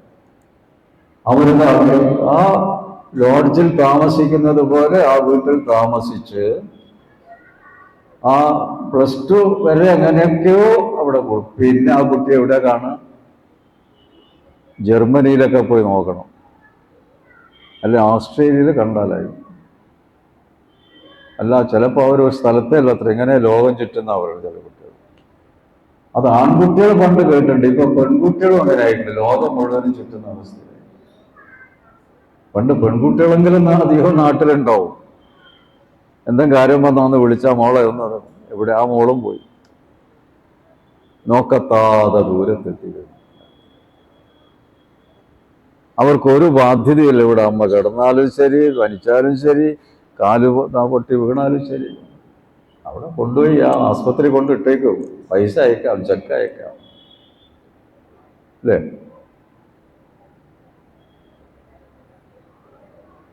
അങ്ങനെ മതിയോ? അത് റെസിഡൻസ് അസോസിയേഷൻ ഒക്കെ ഉണ്ടാക്കിയിട്ട് അതിന് പകരം കാര്യം ചെയ്ത് എവിടെ അതൊക്കെ ശരിയാവും? അതൊക്കെ പറയണം. മക്കളില്ലെങ്കിലും നല്ല റെസിഡൻസ് അസോസിയേഷൻ ഉണ്ട്, ഞങ്ങൾക്ക് എല്ലാ സമയത്തിന് എത്തിച്ചത് എന്ന് പറയുന്നു. പക്ഷെ അങ്ങനെയല്ല അനുഭവം. മക്കളെയൊക്കെ ദൂരെ അയച്ചിട്ട് ഇപ്പൊ ഇങ്ങനെ ഓരോ പ്രശ്നം വരുമ്പോഴും നാട്ടുകാരെ സമീപിക്കുക, അങ്ങനെ ചീത്ത പറയുന്ന റെസിഡൻസ് അസോസിയേഷൻ അംഗങ്ങളും ഉണ്ട്. അത്ര ഞങ്ങളെ ബുദ്ധിമുട്ടിക്കാനായി അങ്ങനെയൊക്കെ പറയുന്നവരുണ്ട്, ഇല്ലേ? ഉണ്ടാവില്ലേ? സ്വന്തം മക്കൾ ഏറ്റെടുക്കുന്നില്ല ബുദ്ധിമുട്ടുകൾ, ഞങ്ങളെന്തിനാ ഏൽപ്പിച്ചിരിക്കുന്നു ആലോചിക്കുന്നത്. ഒരു ക്രിസ്ത്യൻ അസോസിയേഷൻ ചർച്ച ചെയ്ത വിഷയമാണ്. എല്ലാം വിദേശത്ത് തന്നെ പോകണം, ഇന്ത്യയിൽ ഇതൊക്കെ ഇല്ല. ഇന്ത്യയിൽ ഉണ്ടെങ്കിൽ വരേണ്ടി വരും, വിളിച്ചോടനെ എത്തേണ്ടി വരുമല്ലോ. പക്ഷെ ഒരു കാര്യമുണ്ട്, വിദേശികൾ കുറച്ചു കഴിഞ്ഞാൽ തിരിച്ചറിയും ഈ ബിരുദന്മാരാണ് ഇവര്, നാട്ടിൽ അമ്മയും അച്ഛനും നോക്കാതെ ഇവിടെ ഓടി എത്തിയിരിക്കുകയാണ്. അവിടെ ചില നിയമങ്ങൾ കൊണ്ടുവരും, വിസ നിയമം ഇപ്പൊക്കെ കുറേശ്ശെ തുടങ്ങി.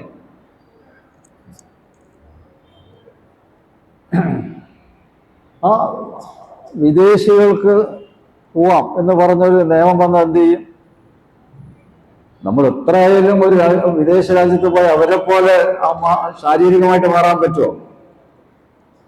ഇന്ത്യൻസ് എന്ന് പറയുമ്പോൾ ഇന്ത്യൻസ് തന്നെ ആയിരിക്കില്ലേ?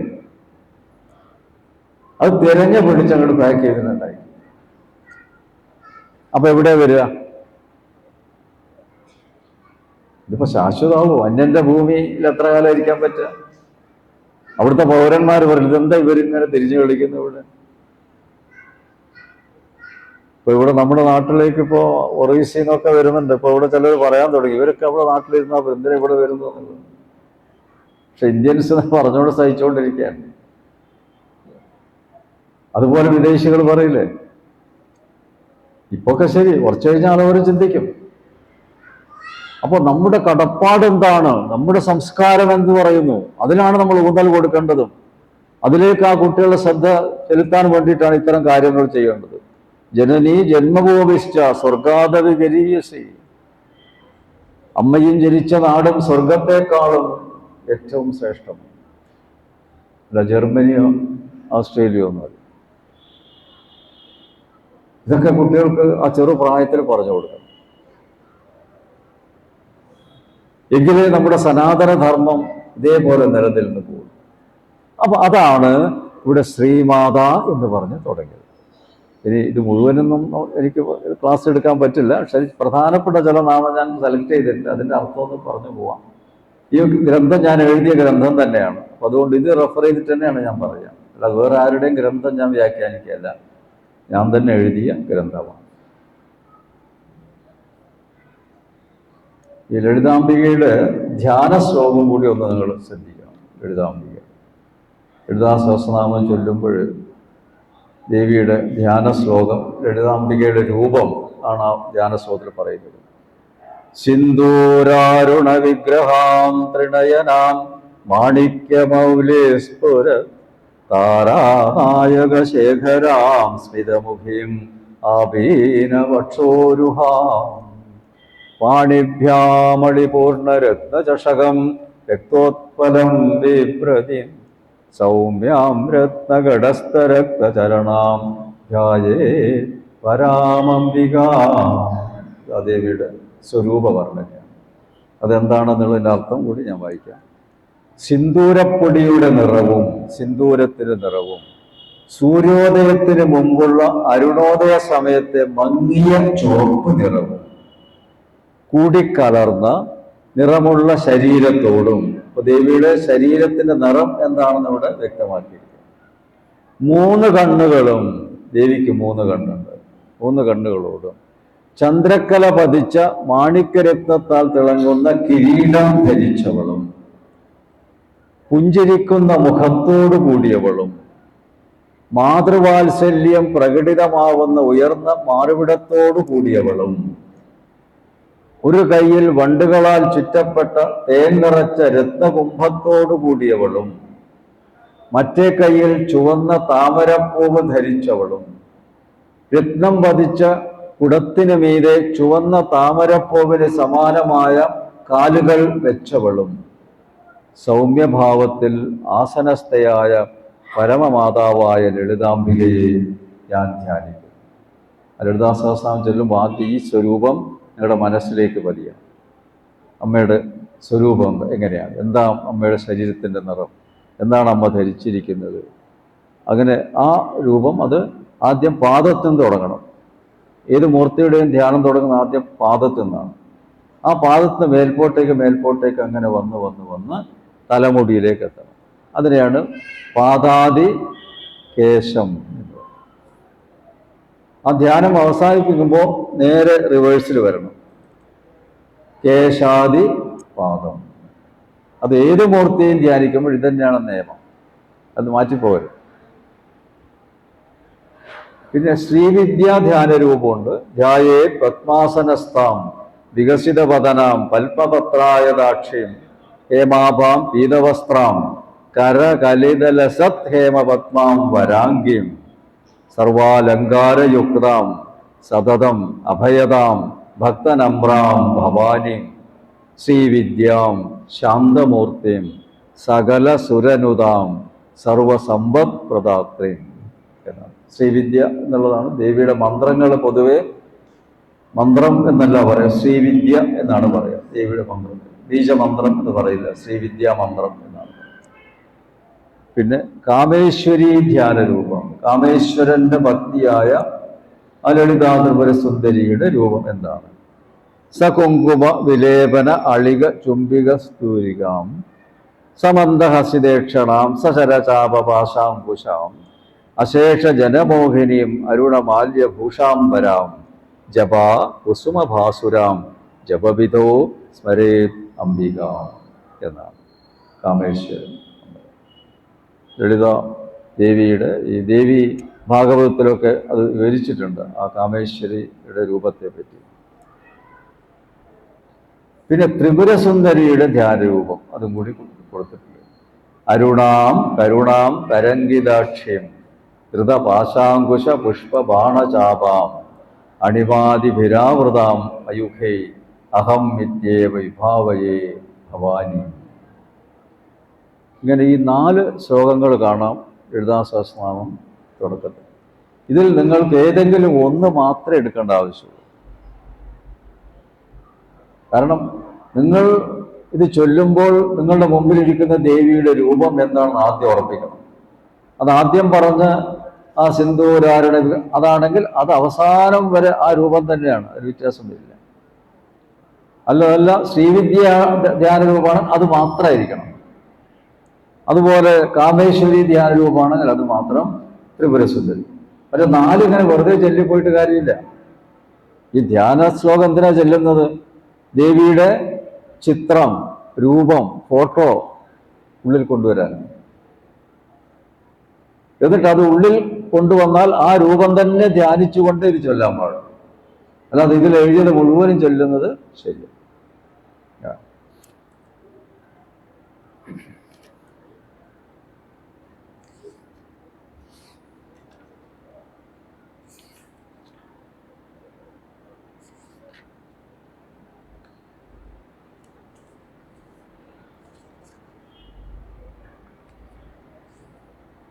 അടുത്ത നാമം ശ്രീ മഹാരാജ്ഞിനാണ്. രാജ്ഞിയാണ്, ഈ ലോകത്തിൻ്റെ, ഈ പ്രപഞ്ചത്തിൻ്റെ രാജ്ഞിയാണെന്ന്. പകരം ആരുമില്ല, അവർ മാത്രം. അതാണ് അടുത്ത നാമത്തിൽ പറയുന്നത്. അതുകൊണ്ട് ആ നാമത്തിൻ്റെ മുമ്പിലൊക്കെ ശ്രീ എന്ന് ചേർത്തിരിക്കുന്നു. ഐശ്വര്യത്തെ പ്രദാനം ചെയ്യുന്ന മഹാരാജ്ഞിയാണെന്ന് എന്നാണ്. ശ്രേഷ്ഠയായ രാജ്ഞിയാണ്. വെറും ഒരു അധികാരത്തിലിരുന്ന് സുഖലോലുപയായി ഇരിക്കുന്നതല്ല, ശ്രേഷ്ഠത്വം വരിച്ച രാജ്ഞിയാണ് എന്നാണ് പറയുന്നത്. അതിൽ ദേവീ ഭാഗവതത്തിൽ സപ്തമസ്കന്ധം 28-ാം അധ്യായത്തിൽ ജഗദംബിക ദുർഗാദേവിയായി അവതരിച്ച് ദുർഗമാസുരനെ വധിച്ച ഒരു സംഭവം അതിൽ വിശദീകരിക്കുന്നു.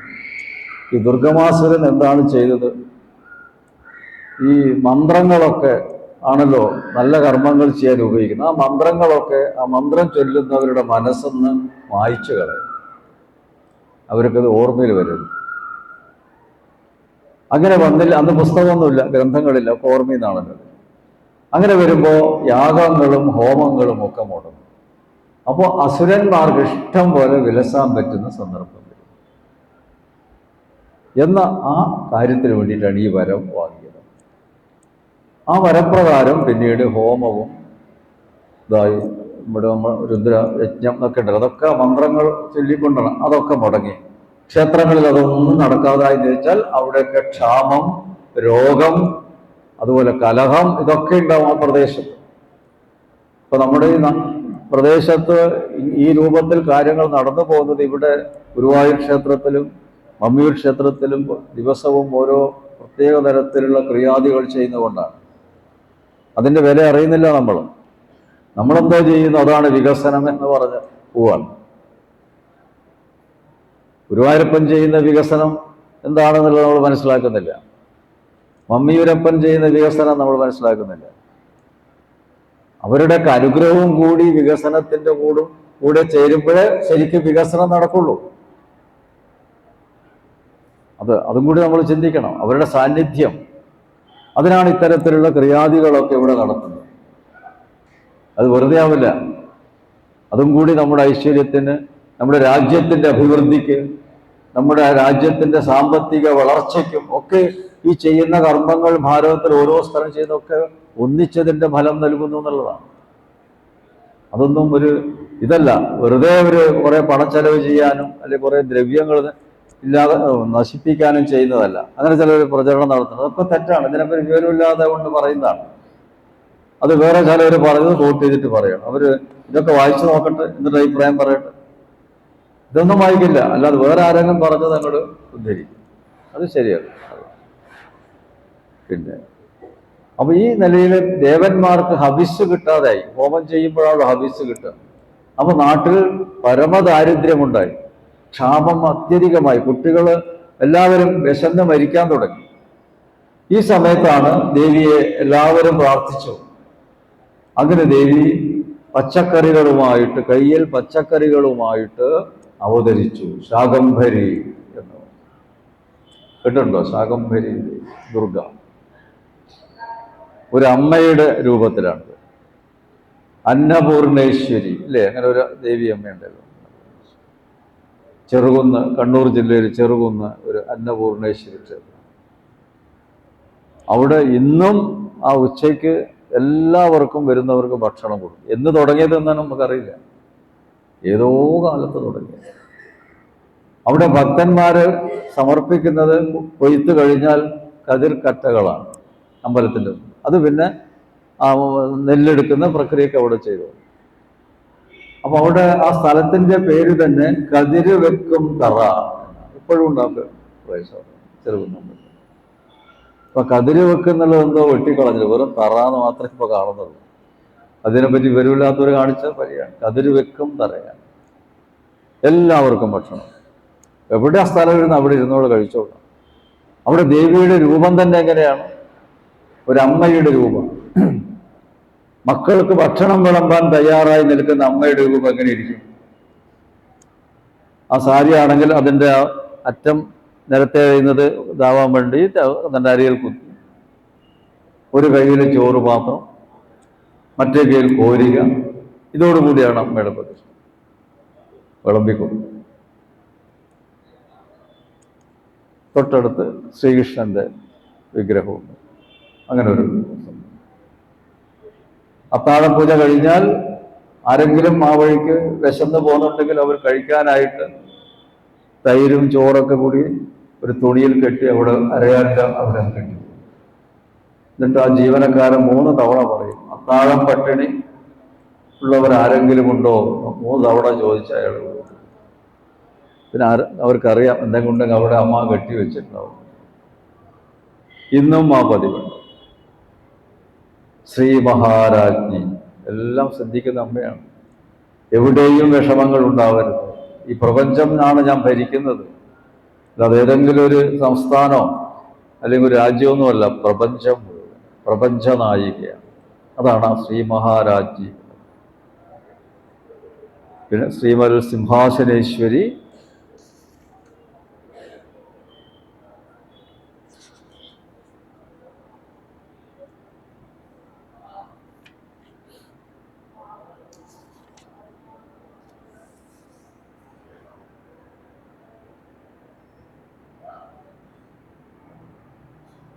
പിന്നെ 56-ാമത്തെ നാമം കാമേശ്വര പ്രേമരത്ന മണിപ്രതിപണസ്ഥ. ദേവിയെ കാമേശ്വരി എന്ന് പറയുന്നു. എന്തുകൊണ്ടെന്ന് വെച്ചാൽ കാമേശ്വരന്റെ പത്നി. കാമേശ്വരൻ ആരാ? പരമേശ്വരൻ. ആ കാമേശ്വര ഭാവത്തിൽ ശിവനും, ആ ശിവന്റെ പത്നിയായി കാമേശ്വരി ഭാവത്തിൽ ദേവി. ദേവീ ഭാവത്തിൽ ഈ ഒരു രൂപത്തിലാണ് ലളിതാദേവി അവതരിപ്പിച്ചിരിക്കുന്നത്. ചിന്താമണി ഗൃഹത്തിലാണ് ദേവി. അമൃതസാഗരത്തിലാണ് ആ ചിന്താമണി ഗൃഹം. അവിടെ കാമേശ്വരനോടുകൂടിയാണ് ദേവി, കാമേശ്വരിയായ ലളിത. ചിന്താമണി എന്ന് പറഞ്ഞാൽ സ്വർണത്തിനേക്കാളും മീതെ വിലയുള്ള ഒരു കല്ലാണ് ചിന്താമണി. അതിലാണ് ദേവി, രത്നത്തിനും മീതെ. ആ ദേവിയെ ദർശിക്കുന്ന കാര്യങ്ങളെ പറ്റിയാണ് ദേവീ ഭാഗവത്തിൽ വിശദീകരിക്കുന്നത്. അപ്പൊ അവിടെ ഈ ദേവി ലളിതാ ത്രിപുര സുന്ദരി അന്ന് ജനിച്ചു. ജനിക്കാന്ന് പറഞ്ഞാൽ പ്രപഞ്ചമുള്ളവരുണ്ടല്ലോ, അമ്മയുണ്ട്. അപ്പൊ അവരുടെ വിവാഹം നടക്കണം. അപ്പൊ വിവാഹം നടക്കുമ്പോൾ കന്യാദാനം എന്ന് പറഞ്ഞിട്ടാണ് ചെയ്യുന്നത്. കന്യാദാനം ചെയ്യേണ്ടത് അച്ഛനാണ്. അച്ഛനില്ലെങ്കിൽ സഹോദരനാണ്. അതിൻ്റെ ഉത്തരവാദിത്വം. മറ്റാർക്കും ആ അധികാരമില്ല. വിവാഹം കഴിച്ചാൽ കൈ പിടിച്ചങ്ങോട്ട് ഏൽപ്പിക്കുമല്ലോ, അത് അച്ഛൻ ചെയ്യണം. അല്ലെങ്കിൽ ആ പെൺകുട്ടിയുടെ സഹോദരൻ, മൂത്ത സഹോദരൻ. അപ്പൊ ഇവിടെ കാമേശ്വരിക്ക് ആരുമില്ല, അച്ഛനുമില്ല, സഹോദരനുമില്ല, ആരുമില്ല. അപ്പൊ അവിടെ ആ വിവാഹ ചടങ്ങിന് വിഘ്നം വരാനും പാടില്ലല്ലോ. അതാ നിശ്ചയിച്ച പ്രകാരം തന്നെ ചെയ്യണം. അപ്പൊ ദേവലോകത്ത് അതിനെപ്പറ്റിയൊക്കെ ഇങ്ങനെ ചർച്ച നടക്കുമ്പോൾ മഹാവിഷ്ണു പറഞ്ഞു, ഞാൻ അവളുടെ സഹോദരനാണ്, ഒരു സംശയമില്ല, ഞാൻ അവളെ കൈപിടിച്ച് പരമശിവൻ കാമേശ്വരൻ നൽകാം. എല്ലാവരും അംഗീകരിച്ചു. അങ്ങനെ ലളിതാ ത്രിപുര സുന്ദരിയുടെ ആ കൈ പിടിച്ചുകൊണ്ട് മഹാവിഷ്ണു പരമശിവനെ ഏൽപ്പിച്ചു എന്നാണ്. അങ്ങനെ കാമേശ്വരി എന്നത് അതിലൂടെയാണ് നമുക്ക് മനസ്സിലാക്കാൻ പത്മനാഭ സഹോദരി എന്ന പേര് കൂടി കിട്ടും. അപ്പോൾ വിഷ്ണു വേറെ, ദേവി വേറെ അല്ല. അതും ഈ നാമത്തിൽ നമുക്ക് കിട്ടുന്നൊരു പേര്. പിന്നെ ദേവിയുടെ പേരില് കുലസങ്കേതപാലിനി, കുലാങ്കന, കുലാന്തസ്ഥ, കൗലിനി, കുലയോഗിനി, ഇങ്ങനെ കുല കുല കുല. എന്താ ഈ കുലം? കുലം എന്ന് കേട്ടിട്ടുണ്ടോ വാക്ക്? കുലം. ഏത് കുലത്തിലാണ് ജനിച്ചിരിക്കുന്നത്, ഏത് ഗോത്രത്തിലാണ് ജനിച്ചിരിക്കുന്നത്, ഏത് തറവാട്ടിലാണ് ജനിച്ചിരിക്കുന്നത്, ഇതിന്റെ മൂലസ്ഥാനത്തിനെയാണ് കുലം എന്ന് പറയുന്നത്. ആ കുലത്തിൽ ജനിച്ചവർക്കൊക്കെ ആ കുലത്തിൻ്റെ ആ പൂർവികന്മാര് ആചാരങ്ങൾ, അനുഷ്ഠാനങ്ങൾ നിശ്ചയിച്ചിട്ടുണ്ട്. കുലാചാരം എന്ന് പറയും. കുലാചാരം, ഈ കുലാചാരം തന്നെ ദേവിയാണെന്നാ പറയും. അതാണ് കൗളാചാരം എന്ന രീതിയിൽ അത് അറിയപ്പെടുന്നത്. ഈ ആചാരം അതൊക്കെ നിശ്ചയിച്ചത് അമ്മയാണ്. അതെത്ര പേർക്ക് അറിയാം? അതാണ് ആചാരം, അനുഷ്ഠാനങ്ങൾ മാറ്റാനേ പാടില്ല എന്ന് പറയാൻ കാരണം എന്താ? ദേവിയാണ് നിശ്ചയിച്ചത്. അത് അമൻഡ് ചെയ്യാൻ ഒരു ഗവൺമെന്റിനോ സംഘടനയ്ക്കോ അധികാരമില്ല. മനസ്സിലാവുന്നുണ്ടോ? നമ്മൾ അടിസ്ഥാനപരമായ ചില കാര്യങ്ങൾ പലരും ഓർക്കാതെ പല മാറ്റങ്ങളും വരുത്തി സൗകര്യം പോലെ ചെയ്യുന്നുണ്ടോരോ, അതൊക്കെ തെറ്റാണ്, പാപമാണ്. കുലാചാരപ്രകാരം എന്ത് കർമ്മങ്ങളും ചെയ്യാൻ പാടും. വിവാഹ ചടങ്ങ് പോലും കുലാചാരപരമായിട്ട് ചെയ്യാൻ പാടും. ഇതിപ്പോൾ ആചാര്യൻ പല വിവാഹത്തിൽ പങ്കെടുക്കാറുണ്ട്. അവിടെ ഏതോ ചില സംഘങ്ങൾ വന്നിട്ട് നടത്തിച്ചു കൊടുക്കുന്നത്. അവർക്ക് എന്തായി കൗളം എന്നോ കുലമെന്നോ ഒന്നും അറിയില്ല. അവരെന്തൊക്കെയോ ചില ഓലപ്പട പിടിച്ചിട്ട് ഇങ്ങനെ നടക്കുന്നതാണ്. പിന്നെ എന്തൊക്കെ ഒരു പൂക്കളൊക്കെ തൂക്കിക്കെട്ടി ഇങ്ങനെ എടുത്തുകൊണ്ട്, ഇതൊക്കെ എവിടെ കേരളാചാരത്തിൽ എവിടെ അത് പറയുന്നില്ല. പക്ഷെ അതൊക്കെ ആളുകൾക്ക് ഇഷ്ടം, സന്തോഷം ഉണ്ടാക്കുന്ന രൂപത്തിലാണ് അത് ചെയ്യുന്നത്. പെൺകുട്ടി മാലയിടാൻ വരുന്ന സമയത്ത്, താലി കെട്ടാൻ വരുമ്പോൾ പുരുഷന്റെ വലതുഭാഗത്താണ് വന്നിരിക്കുന്നത്. ആരും അത് മാറ്റിയിരുത്തുന്നില്ല. വലതുഭാഗത്താണ് ഇരിക്കേണ്ടത്, അവർ ഇടതുഭാഗത്താണ് ഇരിക്കുന്നത്. ഭാര്യയായി കഴിഞ്ഞാൽ ഇടതുഭാഗത്തിരിക്കാൻ പാടുള്ളൂ, അല്ല അതുവരെ വലതുഭാഗത്തിരിക്കാം. ആരും ശ്രദ്ധിക്കുന്നില്ല. വയസ്സായവരൊക്കെ ഇരിക്കുന്നുണ്ട്. എപ്പോഴാണ് ഭക്ഷണ സമയം നോക്കി ഇരിക്കുന്നുണ്ട്, ഒന്നും ഇടപെടുന്നില്ല. അപ്പൊ അതൊക്കെ അത് കുലാചാരം. പിന്നെ ഞാൻ ഇന്നലെ ഒരു കല്യാണത്തിൽ കണ്ടു, സ്ത്രീക്ക് പുടവ കൊടുക്കേണ്ടത് പുരുഷനാണ്. വസ്ത്രം അത് വലിയൊരു കാര്യമാണ്. പ്രപഞ്ചം നൽകുന്നതാണ് ഈ വസ്ത്രം നൽകുന്നതിന് ഉദ്ദേശം. അപ്പൊ അത് കഴിഞ്ഞു. അത് കഴിഞ്ഞിട്ട് കുറച്ച് കഴിയുമ്പോൾ ഈ പെൺകുട്ടി ഭർത്താവിന് വസ്ത്രം കൊടുക്കും, ഒരു താലത്തിൽ വെച്ച്. ഇതെന്താ? റിവേഴ്സോ? താൻ തന്നത് ഇതാ ധരിച്ചു തന്നിരിക്കും. അവിടെ ബന്ധം കഴിഞ്ഞു. അവിടെ വെച്ചിട്ട് തന്നെ ഡൈവേഴ്സ് നടന്നു ആചാരം പ്രകാരം. പിന്നെ 6 മാസത്തിലും 1 കൊല്ലത്തിലൊക്കെ ഡൈവേഴ്സ് നിന്ന് അത്ഭുതപ്പെടാനുള്ള ആ മുഹൂർത്തത്തിൽ തന്നെ കഴിഞ്ഞില്ലേ. പിന്നെ ഈ ഇത്തരത്തിലുള്ള കർമ്മങ്ങളൊക്കെ ഒരു സ്ഥലത്ത് തന്നെ തുടങ്ങി ആ സ്ഥലത്ത് വെച്ച് തന്നെ പൂർത്തീകരിക്കണം. അതിനിപ്പോ എന്താ ചോദിച്ചാൽ അമ്പലത്തിന്റെ മുമ്പിൽ വെച്ച് താലി കെട്ടും, പിന്നെ കുറേ നേരം ഒരു ബ്രേക്കാണ്, പിന്നെ കാണാൻ ഒരു ഹാളിൽ വെച്ചിട്ട് ഇത് അതുപോലെ ആവർത്തിക്കും. ഒരു ചടങ്ങ് 2 തവണ ചെയ്താൽ അതിൻ്റെ ഫലം എന്താ? അത് നിങ്ങൾ തന്നെ പറഞ്ഞാൽ മതി. ആദ്യത്തെ കർമ്മം പോയി എന്നല്ലേ, രണ്ടാമതൊന്നും ചെയ്താൽ അത് ക്യാൻസലായി. ഒന്ന് ശരിയല്ലെങ്കിൽ അത് ക്യാൻസൽ ചെയ്ത് രണ്ടാമത് ചെയ്യുക. അത് ഒരു സ്ഥലത്ത് നിന്ന് ചെയ്യാത്തത് കൊണ്ട് അത് അപൂർണവും.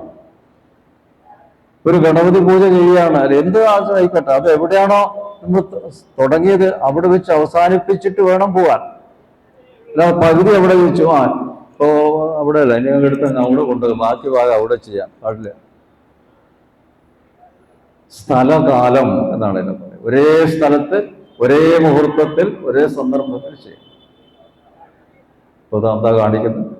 അപ്പം ഇന്നലെ ഞങ്ങൾ പോയ ഒരു കല്യാണത്തിൻ്റെ ചടങ്ങാണ് ഞാൻ പറഞ്ഞത്. രാവിലെ 6:15 ഒരു ക്ഷേത്രത്തിൽ പോയി താലി കെട്ടി. 11:15 ഒരു ക്ഷേത്രത്തിൻ്റെ ഹാളിൽ അത് തന്നെ വിശദമായിട്ട് ആചരിക്കുക. അപ്പൊ ആദ്യത്തെ സ്ഥിതി എന്താ? 2 ഇത് നടക്കാൻ പറ്റുമോ? 2 തവണ വിവാഹം ഒരാൾ തന്നെ ചെയ്യാൻ പറ്റുമോ?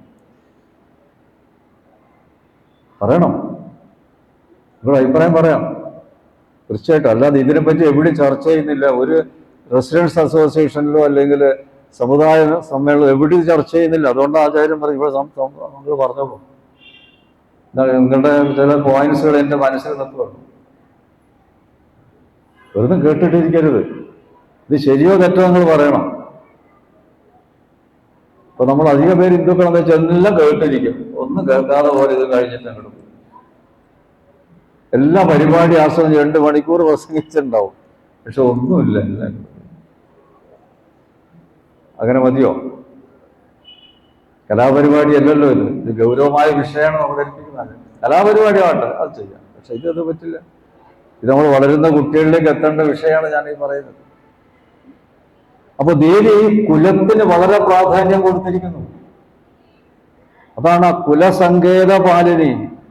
ഒരു മൂലസ്ഥാനം, ഒരു തറവാട്, അല്ലെങ്കിൽ അതിൻ്റെ ആ ഗോത്രം, അതിൻ്റെ മുഴുവൻ ഉത്തരവാദിത്വം ദേവിയിൽ നിക്ഷിപ്തമാണ്. കുലസങ്കേത പാലിനി, കുലാങ്കന, കുലത്തിൽ ജനിച്ചവളാണ്. അതാണ്. ഏത് കുലത്തിലാണ് നീ ജനിച്ചെന്നൊക്കെ പറയാറില്ലേ? നല്ല കുലത്തിൽ ജനിച്ചവളാണ് ദേവി, കുലാങ്കന. അതുപോലെ കുലത്തിൻ്റെ എല്ലാ മഹത്വം ബോധ്യപ്പെട്ടവളാണ്. കൗളിനി, കുലാചാരം കൃത്യമായി നോക്കുന്നവളാണ്, കൗളാചാരം നടത്തുന്നവളാണ്. കുലയോഗിനി, ആ കുലത്തിൻ്റെ ദേവിയും കൂടിയാണ്. അതാണ് പരദൈവങ്ങളെ, പരദേവത എന്നൊക്കെ നമ്മൾ പറയാറില്ലേ? അതാരാ? ദേവിയാണ്. കുലാങ്കന, കുലാന്തസ്ഥ, കൗളിനി, കുലയോഗിനി. അപ്പൊ ഇതിന്നൊക്കെ ഇപ്പൊ എന്താ നമ്മൾ മനസ്സിലാക്കി എടുക്കണം? 5-6 നാമങ്ങൾ ഞാൻ പറഞ്ഞു. നമ്മുടെ കേരളീയ ആചാരപ്രകാരം ഏതൊരാളും അവരെ കുലത്തിൽ എന്താണോ നടത്തിയിരിക്കുന്നത് അതുപോലെ തന്നെ കർമ്മങ്ങൾ ചെയ്യാൻ പാടുള്ളൂ. എങ്കിൽ ദേവി കടാക്ഷിക്കില്ല, ഓരോ പരിഷ്കാരം വരുത്തിയ സമ്മതിക്കില്ല. അത് ഇവന്റ് മാനേജ്മെന്റിന് കൊടുത്തിട്ടത് തകരാറിലാക്കരുത്.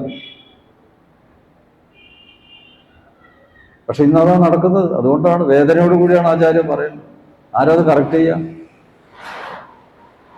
പ്രായമുള്ളവരൊക്കെ ഇരിക്കുന്നുണ്ട്, അവരാണ് കറക്റ്റ് ചെയ്യുന്നത്. അവർ മിണ്ടുന്നില്ല. എല്ലാവരും മുമ്പിലിരിക്കുന്നുണ്ട്, അവർ റെഡിയായിട്ട് അനുഗ്രഹിക്കാനും ഇരിക്കുന്നു. ഈ ചെയ്തതൊക്കെ ശരിയാണെന്ന് പറഞ്ഞിട്ടാണ് ഈ അനുഗ്രഹം കൊടുക്കുന്നത്. ആ ദോഷം അവരിലെടുക്കും. ഒക്കെ ഈ വീഡിയോയിലേക്ക് കയറ്റിയെടുക്കുക, വീഡിയോയിലേക്ക് കയറ്റുക, അല്ലേ? അതാണ് ഏറ്റവും പ്രധാനപ്പെട്ട സംസ്കാര കർമ്മമായി മാറിയത്. നിങ്ങളുടെ അഭിപ്രായം പറയണം. പറഞ്ഞോളൂ, എണീച്ചത് പോന്ന് പറയാം. ഇത് തിരുത്തണ്ടേ? ഇല്ല. ഒരു സമൂഹം നിശബ്ദമായാലുണ്ടല്ലോ എന്ത് നടക്കൂട്ടോ. നമ്മളങ്ങനെ പറ്റിപ്പോയി. അതാണ് ബ്രിട്ടീഷുകാർ സുഖമായിട്ട് നമ്മളെ ഭരിച്ചത്. ഒന്നും റിയാക്ട് ചെയ്യില്ല, ഒരു പ്രതികരണമില്ല. അങ്ങനെയാണോ അങ്ങനെ, ഇങ്ങനെയാണെങ്കിൽ ഇങ്ങനെ. അറിവുള്ളവർ ഒന്നും മിണ്ടുന്നില്ല. ഇനി ആ അവസ്ഥയിലേക്ക് നമ്മൾ തിരിച്ചു പോകണോ? ഇത് ഓരോ കുലത്തിന്റെ ആളുകൾ ചിന്തിച്ചാൽ മതി. സമൂഹത്തിൽ മൊത്തം ചെയ്യാനല്ല പറഞ്ഞ, അവനവൻ ജനിച്ച കുലം. ഒരു കുലം വിട്ട് മറ്റൊരു കുലത്തിൽ വിവാഹം കഴിക്കാൻ പാടില്ല എന്ന് പറയുന്നത് കുലാങ്കനക്ക് ഇഷ്ടമല്ല. മറ്റൊരർത്ഥത്തിൽ പറഞ്ഞാൽ മിശ്ര വിവാഹം ദേവി അംഗീകരിച്ചിട്ടില്ല, ഭരണഘടന അംഗീകരിച്ചിട്ടില്ല. ആചാര്യൻ അത് പറയണമല്ലോ, ഭരണഘടനയ്ക്കെതിരായിട്ട് പറയാൻ പാടില്ല. പക്ഷെ നമ്മുടെ ധർമ്മശാസ്ത്രങ്ങളിൽ അതും തെറ്റായിട്ട് തന്നെയാണ്. ഏത് കുലത്തിലാണ് കാരണം കുലാചാരമാണ് മുന്നോട്ട് പോകേണ്ടത്. ആ പരദേവതകൾക്കും ഇഷ്ടം അതാണ്. അത് നമ്മുടെ പൂർവികന്മാർ നിശ്ചയിച്ചതാണ്. അല്ലാതെ ഏതും ഒരു ഗവൺമെന്റ് ഉണ്ടാക്കിയ നിയമമല്ല. ഇപ്പൊ നമ്മൾ ഓരോ കാര്യങ്ങൾ ചെയ്ത് ഈ പുര ആചരിക്കലും അതുപോലെ പിതൃക്കൾ ചെയ്തൊക്കെ ഏതും ഗവൺമെന്റ് നിയമമല്ല. നമ്മുടെ കുലത്തിലെ ഗുരു കാരണവര് ഒരു കാലത്ത് ഇതൊക്കെ നമ്മുടെ കുലത്തിൽ ആചരിക്കണം എന്ന് പറഞ്ഞ് നിശ്ചയിച്ച. അപ്പൊ ആ കുലഗുരുവിനെ ധിക്കരിക്കുന്നതിന് തുല്യമാണ് ഇത് നമ്മൾ വ്യത്യാസം വരുത്തുക. എല്ലാം ഇപ്പോൾ സൗകര്യത്തിനായി ഓരോരുത്തർക്ക് എന്താ സൗകര്യം അതുപോലെ ആവാം. അത് പറ്റുമോ? അങ്ങനെ വരുമ്പോൾ ഈ സംസ്കാരം തന്നെ അപ്രത്യക്ഷമാവില്ലേ? അത് വിവാഹത്തിലാണിത് വല്ലാതെ പ്രൊജക്റ്റ് ചെയ്യുന്നത്. അത് നമ്മൾ തന്നെ ചിന്തിക്കണം, വേറെ ആരും അത് കറക്റ്റ് ചെയ്യില്ല. അപ്പൊ അത് മാത്രമല്ല, ഓരോ കുലത്തിലും ജനിച്ചവർ തമ്മിൽ വിവാഹം നടത്തണമെന്ന് പറഞ്ഞതിന്റെ പിന്നിൽ ഒരു കാര്യമുണ്ട്. കാരണം അവിടെ ആ സ്ത്രീ പുരുഷ സന്തുലിതാവസ്ഥ നിലനിൽക്കും ആ കണക്കിന്. ഇപ്പൊ എന്തുണ്ടാവും നോക്ക്, കുലമൊക്കെ മാറിപ്പോയതുകൊണ്ട് ചില കുലത്തിൽ പുരുഷന്മാര് മാത്രമേ ഉള്ളൂ, കല്യാണത്തിന് പെണ്ണിനെ കിട്ടാത്ത അവസ്ഥ ഇല്ലേ? അങ്ങനെ ചില സ്ഥലത്ത് കണ്ടു. അവർ വിദേശത്തും അവിടെ ഇവിടെയൊക്കെയാണ് വിവാഹം. അപ്പൊ അംഗസംഖ്യ പുരുഷന്മാരുടേത് കൂടി, സ്ത്രീകളൊക്കെ വിദേശത്ത് വരും. ഇവരെന്ത് ചെയ്യും? ഇവരാണെങ്കിൽ കുലം തെറ്റി കഴിക്കാൻ ഇഷ്ടമില്ല. ഈ ബാക്കി നിൽക്കുന്ന പുരുഷന്മാർ എന്ത് ചെയ്യും? ഇതൊക്കെ ഇന്ന് നടക്കുന്ന പ്രശ്നമാണ്. ആചാര്യന്റെ മുമ്പിൽ വരുന്ന പ്രശ്നങ്ങളുമാണ്. ഞാൻ എന്താ പറഞ്ഞു കൊടുക്കേണ്ടത്? നിങ്ങളൊന്ന് പറഞ്ഞു തന്നാൽ തിരക്കില്ല, നല്ല വഴിയുണ്ടെന്ന് പറഞ്ഞു തരും.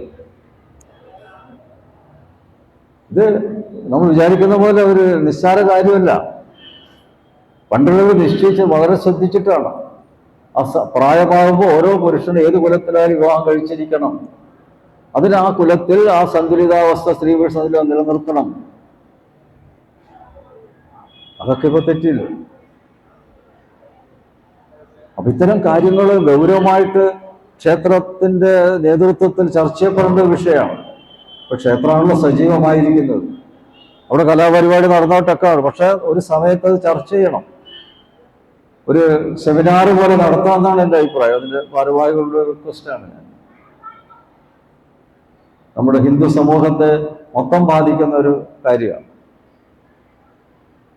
അപ്പോൾ അതപ്പോൾ തന്നെ ഞാൻ പറയാം, ഒരു സമുദായം, ഞാൻ സമുദായത്തിന്റെ പേര് പറയുന്നില്ല, ഒരു സമുദായത്തിൽ അവരുടെ സമുദായത്തിൽ സ്ത്രീയെ കിട്ടാതെ മറ്റൊരു സ്റ്റേറ്റിൽ സിമിലർ ആയിട്ടുള്ള ഒരു സമുദായത്തിൽ വിവാഹം നിശ്ചയിക്കാം. ഏകദേശം ഇവരെ അതേപോലുള്ള ആചാരാനുഷ്ഠാനങ്ങളുള്ള ഒരു സമുദായം മറ്റൊരു സംസ്ഥാനത്തിൽ. അങ്ങനെ പക്ഷെ അവിടെ എന്താ സംഭവിച്ചാൽ, പെണ്ണിന് കിട്ടണമെന്നുണ്ടെങ്കിൽ പണം കൊടുക്കണം. നല്ലൊരു സംഖ്യ അവർ ചോദിക്കും.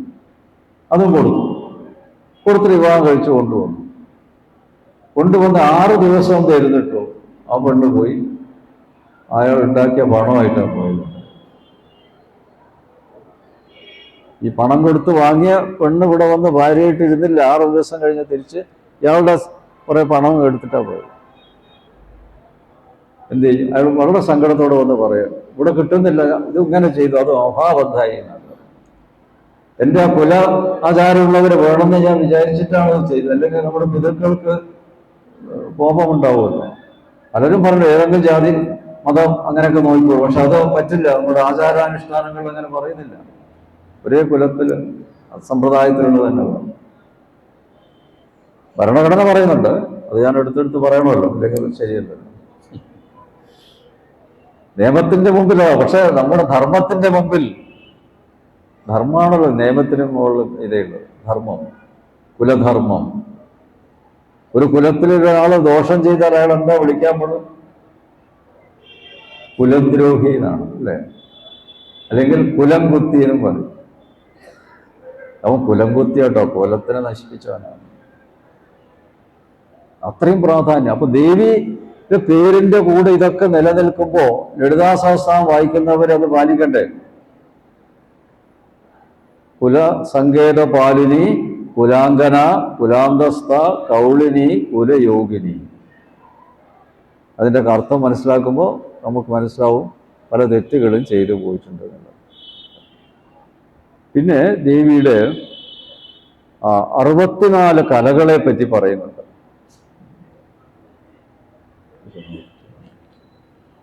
അത് അപൂർവമാണ്, സംഗതികളും കൂടി മനസ്സിലാക്കേണ്ടതാണ്.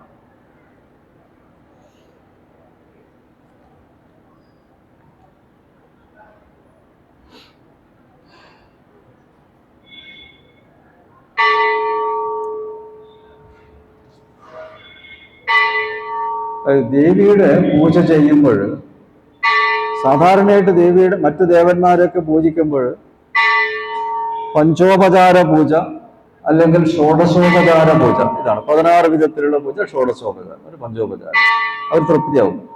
പക്ഷെ ദേവിയെ പൂർണ്ണ തൃപ്തി വരുത്തണമെങ്കിൽ 64 ആചാരത്തോടു കൂടിയുള്ള പൂജ. ചതുഷ്ഷഷ്ടി ഉപചാരാഖ്യ, 235ാമത്തെ നാമം. എങ്കിലാണ് സമ്പൂർണമായി തൃപ്തി വരും. അത് എന്തൊക്കെയാണെന്നുള്ളത് ഞാനൊന്ന് വായിച്ചു പോവാം. കാരണം ഇത് ഈ നാമം വ്യാഖ്യാനിക്കാൻ വളരെ ബുദ്ധിമുട്ടിട്ടുണ്ട്. ഈ 64 ഉപചാരം ഏതാണെന്ന് ഒരു ബുക്കൊന്നും പൂർണ്ണമായിട്ട് കിട്ടിയില്ല. എല്ലാം 5-6 ഇത് പറഞ്ഞിട്ട് പിന്നെ തുടങ്ങിയാന്ന് പറഞ്ഞ് അവിടെ നിർത്തുകയാണ്. അപ്പോൾ ഒരു ഗ്രന്ഥം തയ്യാറാക്കുമ്പോൾ വായനക്കാർക്കോട് നീതി പുലർത്തണമല്ലോ. അപ്പൊ ഞാൻ പല ഗ്രന്ഥങ്ങളും വായിച്ചു, താളിയോല ഗ്രന്ഥങ്ങൾ നോക്കേണ്ടി. അങ്ങനെ അത് തെരഞ്ഞെടുത്ത് 64 എൻ്റെ ഈ പുസ്തകത്തിൽ ഉൾപ്പെടുത്തിയിട്ടുണ്ട്. അത് ഞാനൊന്ന് വായിക്കാം. പാദ്യം, ജലം പാദങ്ങളിൽ സമർപ്പിക്കൽ. ആഭരണാരോപണം, ആഭരണങ്ങൾ സമർപ്പിക്കൽ. ഓരോ പൂജയ്ക്കും ആഭരണ സമർപ്പണം വേണം. സുഗന്ധ തൈലാഭ്യംഗം, സുഗന്ധ തൈലം കൊണ്ട് ദേവിയെ ശരീരത്തെ തേക്കണം എന്നാണ് പറയുന്നത്. മജ്ജനശാല പ്രവേശനം, ആ കുളിക്കേണ്ട സ്ഥലത്തേക്ക് കൊണ്ടുപോകണം. മജ്ജന മണ്ഡപ മണിപീഠാപവേശം, സ്നാനമണ്ഡപത്തിലെ രത്നപീഠത്തിൽ ഇരുത്തണം. ദേവിയെ സ്നാനക്രിയ ചെയ്യുന്ന ചടങ്ങാണത്. ദിവ്യസ്നാനീയ ഉദ്വർത്തനം, പ്രത്യേക വസ്ത്രം കൊണ്ട് ദേഹത്തിൽ തേച്ച് നിർമ്മലമാക്കൽ. അത് ഈ വാകച്ചാർത്തിന് സമാനമായതാണ്. പിന്നെ ഉഷ്ണോദക സ്നാനം, അല്പം ചൂടുള്ള വെള്ളത്തിലാണ് ദേവി ഇഷ്ടം കുളിക്കാൻ എന്നാണ് പറയുന്നത്. കനക കലശച്യുത തീർത്ഥാഭിഷേകം, പുണ്യനദികളിൽ നിറച്ച ജലം സ്വർണപാത്രത്തിലൂടെ തീർത്ഥമൊഴുക്കി അഭിഷേകം ചെയ്യണം. ദൗതവസ്ത്ര പരിമാർജനം, ഉണങ്ങിയ ശുദ്ധവസ്ത്രത്തെ കൊണ്ട് തുടയ്ക്കണം. അരുണ ദുകൂല പരിധാനം, ചുവന്ന പട്ടുവസ്ത്രം ധരിപ്പിക്കണം. ദേവിക്ക് ചുവന്ന പട്ടാണ് ഇഷ്ടം. അരുണ കുജോത്തരീയം, ചുവന്ന മേലങ്കി കൊണ്ട് സ്തനഭാഗം മുൻഭാഗം മറക്കണം എന്നാണ് ദേവി അതിൽ പറയുന്നത്. ആലേപ മണ്ഡപ പ്രവേശനം, പൂജാമണ്ഡപത്തിലേക്ക് പ്രവേശിപ്പിക്കൽ. ആലേപ മണ്ഡമണി പീഠോപവേശം, പൂജാ മണ്ഡപത്തിലെ രത്നപീഠത്തിൽ ഇരുത്തൽ. ചന്ദനാഗുരു കുങ്കുമ സംഗമത കർപ്പൂര കസ്തൂരി ഗോരോചനാദി ദിവ്യഗന്ധ സർവാഗണ ലേപനം.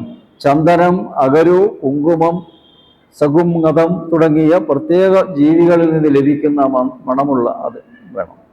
കർപ്പൂരം, കസ്തൂരി, ഗോരോചനം തുടങ്ങിയ സുഗന്ധദ്രവ്യങ്ങൾ സർവാംഗം. ദേവിയുടെ ഏറ്റവും നല്ല സുഗന്ധം ഉണ്ടാവണം എന്നാണ് ദേവിക്ക് നിർബന്ധം. പിന്നെ കേശപാരസ്യ കാലാഗുരു ധൂപം, സമൃദ്ധമായ ധാരാളം മുടിയുള്ളവളാണ് ദേവി. സമൃദ്ധമായ കേശങ്ങൾക്ക് അകിൽ ധൂപം കാണിക്കുക. ഈ ധൂപം പുകച്ചിട്ട് സമൃദ്ധമായ തലമുടി ഉണ്ടല്ലോ അതിൽ കാണിക്കണം എന്നാണ്. പഴയ കാലത്ത് ചില വീടുകളിൽ അമ്മമാർ കുട്ടികൾക്ക് ധാരാളം മുടി ഉണ്ടെങ്കിൽ ഇത് ചെയ്യുന്ന കണ്ടിട്ടുണ്ട്. ആ ധൂപം കാണിക്കും. പിന്നെ മല്ലിക, മാലതി, ജാതി, ചമ്പകാശോക, ശതപത്ര, കുങ്കുമാലി, പുന്നാക, കൽഹാര, മുഖ്യ, സർവഹൃദു, കുസുമമാല സമർപ്പണം. മുല്ല, പിച്ചകം, ജാതി, ചമ്പകം, അശോകം, താമര, കവുങ്കൻ, പൂക്കുല, വെള്ള അമ്പൽ, വെള്ളത്താമര തുടങ്ങിയ മുഖ്യമായ എല്ലാ ഋതുക്കളിലും ഉണ്ടാകുന്ന പൂക്കളാൽ സമർപ്പണം. ദേവി അർച്ചിക്കേണ്ട പൂക്കള പറയും. ഭൂഷണ മണ്ഡപ പ്രവേശനം, അലങ്കാര മണ്ഡപത്തിൽ പ്രവേശിപ്പിക്കൽ. ഭൂഷണ മണ്ഡപ മണിപീഠ ഉപവേശനം, അലങ്കാര മണ്ഡപത്തിലെ രത്നപീഠത്തിൽ ഇരുത്തൽ. നവമണിമകുടം, നവരത്നങ്ങളാൽ നിർമ്മിച്ച കിരീടം ചാർത്തൽ. ചന്ദ്രശകലം, ചന്ദ്രക്കല ചാർത്തൽ. സീമന്ത സിന്ദൂരം, സീമന്ത രേഖയിൽ തലമുടി രണ്ടായി പകുത്ത് അതിലുള്ള രേഖ പോലെയുള്ള അതിൽ സിന്ദൂരം ചാർത്തുക. തിലകരത്നം, നെറ്റിയിൽ പൊട്ട് ചാർത്തൽ. കാലാഞ്ജനം, കൺമഷി കണ്ണിലെഴുതുക. പാലിയുകളം, ചെവിയിൽ കമ്മലണിയുക. മാണിക്യമണ്ഡല യുഗളം, കാതുകളിൽ കുണ്ടലം, കണ്ഠാഭരണം. നാസാഭരണം, ദേവിക്ക് മൂക്കൂത്തിയും ഇഷ്ടമാണ്. അധരയാലകം, ചുണ്ട് ചുവപ്പിക്കുക. ഇതൊക്കെ ഇന്ന് മോഡേൺ ആയിട്ട് ആളുകൾ ചെയ്യുന്നുണ്ട്, പക്ഷെ മുമ്പ് അത് ദേവി ചെയ്ത കാര്യമാണ്. പിന്നെ പ്രഥമഭൂഷണം, മംഗല്യച്ചരട് ചാർത്തൽ, അത് നിത്യം അണിഞ്ഞിരിക്കണമല്ലോ. കനകചിന്താകം, തങ്കനിർമ്മിതമായ കണ്ഠാഭരണം, നെക്ലേസ് എന്ന് പറയും. പതകം, പതക്കം ചാർത്തുക. മഹാപതകം, വലിയ പതക്കം അണിയുക. ചെറിയ മാല, വലിയ മാല, അങ്ങനെ മുഴുവനും മാല അണിയിക്കുക. മുക്താവലി, മുത്തുമാല ചാർത്തുക. ഏകാവലി, 27 മുത്തുകൾ ഒറ്റ ചരടിൽ കോർത്ത മാല, അതിന് ഏകാവലി എന്ന് പറയും. ഛന്നവീരം, ഇടത്തെ ചുമലിൽ നിന്ന് വലത്തെ അരക്കെട്ടിന് മുകളിൽ വരെയും വലത്തെ ചുമലിൽ നിന്ന് ഇടത്തെ അരക്കെട്ടിന് മുകളിൽ വരെയും സ്വർണ്ണ നിർമ്മിതമായ ചങ്ങലകൾ ചാർത്തൽ, അങ്ങനൊരു ആഭരണമുണ്ട്. ഇങ്ങനെ ഓപ്പോസിറ്റ് ചങ്ങലകൾ ചാർത്തൽ. പിന്നെ കേയൂര് യുഗള ചതുഷ്ട, 2 ഇരട്ട തോൾവളകൾ, ഇവിടെയുള്ള വളകളാണ്. വലയാവലി, സാധാരണ വള ചാർത്തുക. ഊർമികാവലി, കൈവിരലുകളിൽ മോതിരം അണിയിക്കുക, എല്ലാ വിരലിലും. കാഞ്ചിധാമം, ഒഡ്യാണം ചാർത്തൽ, അരഞ്ഞാണം, ഒഡ്യാണം ചാർത്തൽ. പിന്നെ കടിസൂത്രം, അതും അതുപോലെ കുറച്ച് വലിയ അരഞ്ഞാണാണ് കടിസൂത്രം, കുറച്ച് വീതി ഉണ്ടാവുമല്ലോ. പാദഘടകം, കാലുകളിൽ കാപ്പ് അണിയുക. രത്നനോപുരം, രത്നനിർമ്മിതമായ പാദസരം അണിയിക്കൽ. ദേവിക്ക് മാത്രമേ കാലിലെ വിരലിൽ രത്നം സ്വർണം ചാർത്താമുള്ളൂ, മനുഷ്യരത് ചെയ്യാൻ പാടില്ല. പക്ഷെ പലരും പെൺകുട്ടികളുടെ കാലിൽ സ്വർണം കൊണ്ട് ഉള്ള ഇത് ചെയ്താണ്. പാദസരായാലും ധരിക്കരുത്, ചെയ്യരുത്. അത് അത്രയും രീതിയിൽ ശുദ്ധമായി പരിപാലിക്കണം. ഇതെല്ലാ ദിക്കിലും അതിട്ട് പോകാൻ പാടില്ല. പാദഘടകം, രത്നനൂപുരം, രത്നനിർമ്മിതമായ പാദസരം. പാദാങ്കുലിയകം, പാദത്തിലെ വിരലുകൾ അണിയുന്ന മോതിരം. പാശായുധം, മുകളിലെ വലത് കൈയിൽ പാശായുധം, ദേവിയുടെ ആയുധ പറയുന്നത് കയർ. അങ്കുശം, മുകളിൽ ഇടത്തെ കൈയിൽ തോട്ടി. പുണ്ട്രേക്ഷ ചാപം, താഴത്തെ ഇടത്തെ കൈയിൽ കരിമ്പ് വില്ല്. പുഷ്പബാണം, താഴത്തെ വലത് കൈയിൽ പുഷ്പശരം. ശ്രീമൽ മാണിക്യപാതി, രത്നം പതിച്ച പാതുകങ്ങൾ ധരിപ്പിക്കൽ. സുസമാന വേഷാദി ആവരണ ദേവനാഭി സഹ മഹാചക്രാതിരോഹണം, ദേവിക്ക് സമാനമായ സർവാഭരണ ഭൂഷിതരുമായ ആവരണ ദേവതകൾ കൂടിയ മഹാപീഠ പീഠത്തിൽ പ്രതിഷ്ഠിക്കൽ, ഇരുത്തൽ. 2-3 പീഠങ്ങളായി ഇപ്പോൾ ദേവിനെ ഇരുത്തുന്നത്. കാമേശ്വരാംഗ പര്യങ്ക ഉപവേശനം, കാമേശ്വരന്റെ മടിത്തട്ടിൽ ആസനസ്ഥയാകുക. പരമശിവന്റെ ഇടത്തെ തുടയിലാണ് ദേവി എപ്പോഴും ഇരിക്കുക. അപ്പൊ അതുപോലുള്ള ആ ക്രിയ അവിടെ ചെയ്യണം. പിന്നെ അമൃതാസവ ചഷകം, അമൃതമായ മധു നിറച്ച പാത്രം ധരിപ്പിക്കൽ. ആചമനീയം, വായ കഴുകുവാൻ ജലം സമർപ്പിക്കൽ. കർപ്പൂര വീടിക, ഏലം, ജാതിപത്രി, അടക്ക, ചുക്ക്, ചുണ്ണാമ്പ് മുതലായവ ചേർത്ത താമ്പൂല നിവേദ്യം. ആനന്ദോല്ലാസ വിലാസ ഹാസം, ആനന്ദത്തോടെയുള്ള മന്ദഹാസമുണ്ടെന്ന് സങ്കല്പിക്കുക. മംഗളാർത്തികം, കർപ്പൂരം കാണിക്കൽ. ഛത്രം, കുടപിടിക്കുക. ചാമരയുഗളം, 2 വെൺചാമരങ്ങൾ വീശുക. ദർപ്പണം, കണ്ണാടി കാണിക്കുക. താലവൃന്ദം, ആലവട്ടം പിടിക്കുക. ഗന്ധം, ചന്ദനം തൊടുവിക്കുക. പുഷ്പം സമർപ്പിക്കുക. ധൂപം പുകയ്ക്കുക. ദീപം കാണിക്കുക. നൈവേദ്യം, പായസം, അട, അപ്പം മുതലായ സമർപ്പിക്കുക. ഇതാണ് 64 ഉപചാരം. ഒരു ദേവിയുടെ സമ്പൂർണമായൊരു പൂജ ചെയ്യാൻ ഇത്രയും വേണമെന്നാണ് ഇതിൽ പറയുന്നത്. വലിയ പൂജകളൊക്കെ ചെയ്യുമ്പോൾ അത് വേണ്ടി വരും, അല്ലാതെ ഇത് മുഴുവനും എല്ലാ ദിവസവും ചെയ്യാൻ പറ്റില്ല. പക്ഷെ ഇത് നമ്മുടെ സ്ത്രീകൾക്ക് ആഭരണങ്ങളായിട്ട് ഇന്ന് ഉപയോഗിച്ച് കാണുന്നതും ദേവിയുടെ ഈ ആഭരണങ്ങൾ തന്നെയാണ്. അത് തന്നെ, അല്ലാതെ മറ്റൊരു തരത്തിലുള്ള ആഭരണങ്ങൾ അണിയാൻ പാടില്ല. അത് അതിൻ്റെതായ രീതിയിൽ ദേവിയെ ധ്യാനിച്ചു കൊണ്ടുവരണം. താലി കെട്ടിക്കഴിഞ്ഞാൽ ആ താലി മരണം വരെ കഴുത്തിലുണ്ടായി, അതെടുത്ത് മാറ്റാൻ പറ്റില്ല. അത് പിന്നീട് അഴിച്ചു വെച്ച് വേറൊരു ദിക്കിൽ പൂജയ്ക്ക് കൊടുക്കാൻ പാടില്ല. പൂജ, ചില താലി പൂജ എന്ന് പറയും, അഴിക്കാനേ പാടില്ല. അപ്പൊ ഇതൊക്കെ അതിൽ ആചാരത്തിൽ പെടുന്നൊരു കാര്യമാണ്. പിന്നെ ചതുഷ്ഷഷ്ടി കലാമയി, 64 കലകളുണ്ട് ദേവിക്കുന്നവർ. അതേതൊക്കെയാണ്? പത്മരാഗക്കോട്ടയുടെ മധ്യത്തിൽ 64 ദേവീ കലകൾ അധിവസിച്ചു. ഇത് ദേവീഭാവത്തിന് അവസാന ഘട്ടം വായിച്ചാൽ മനസ്സിലാവും. അതിൽ പൂർണ്ണമായിട്ടും വിവരിച്ചിട്ടുണ്ട്. അവരെല്ലാം സ്വന്തമായ ഓരോ ലോകത്തിൻ്റെയും നായികമാരാണ് ദേവികൾ. ലളിതാംബികയുടെ 64 ചൈതന്യ കലകളെയാണ് ഈ ദേവികൾ പ്രതിനിധാനം ചെയ്യുന്നത്. അവരുടെ പേരുകൾ താഴെ ചേർക്കുന്നു. ആ ദേവികൾ ആരാണ് ദേവിയുടെ കൂടെ എപ്പോഴുള്ളത്? വിശാലാക്ഷി, പിങ്കളാക്ഷി, സമൃദ്ധി, വൃദ്ധി, ശ്രദ്ധ, സ്വാഹ, സ്വത, മായ, സജ്ഞ, വസുന്ധര, ത്രിലോകധാത്രി, സാവിത്രി, ഗായത്രി, ഹൃദയേശ്വരി, സ്വരൂപ, ബഹുരൂപ, സ്കന്ദമാത, അച്യുതപ്രിയ, വിമല, അമല, അരുണി, ആരുണി, സതി, പ്രകൃതി, വികൃതി, സൃഷ്ടി, സ്ഥിതി, സംഹൃതി, മാതാ, ഹംസി, പര, മർദ്ദിക, വജ്രിക, ദേവമാത, ഭഗവതി, ദേവകി, കമലാസന, ത്രിമുഖി, സപ്തമുഖി, സുരാസുരം, വിമർദിനി, ലംബോഷ്ടി, ഊർധ്വകേശി, ബഹുശീർഷ, വൃഗോദരി, രഥരേഖ, ശശിരേഖ, ഗഗനവേഗ, പവനവേഗ, ഭുവനപാല, മദനാതുര, അനങ്ക, അനങ്കമഥന, അംഗമേഖല, അനങ്കകുസുമ, വിശ്വരൂപ, സുരാർദിക, ക്ഷയങ്കരി, അക്ഷോഭ്യ, ശക്തി, സത്യവാദി, ബഹുരൂപ, ശുചിവ്രത, ഉദാരവാദി. ഈ 64 കലകൾ ദേവിക്കുണ്ട്. അതൊക്കെ ഈ സഹസ്രനാമത്തിൽ ഉൾപ്പെട്ടതാണ്. അത് ഇതിൻ്റെ വ്യാഖ്യാനം വായിച്ചാൽ നിങ്ങൾക്ക് കൂടുതൽ ആ ലളിതാദേവിയോടുള്ള ആ ഒരു ഇതുണ്ടല്ലോ, ആരാധന വർദ്ധിക്കും. ഇതിൻ്റെ അർത്ഥം വായിച്ച് പൂജിക്കുമ്പോഴാണ്.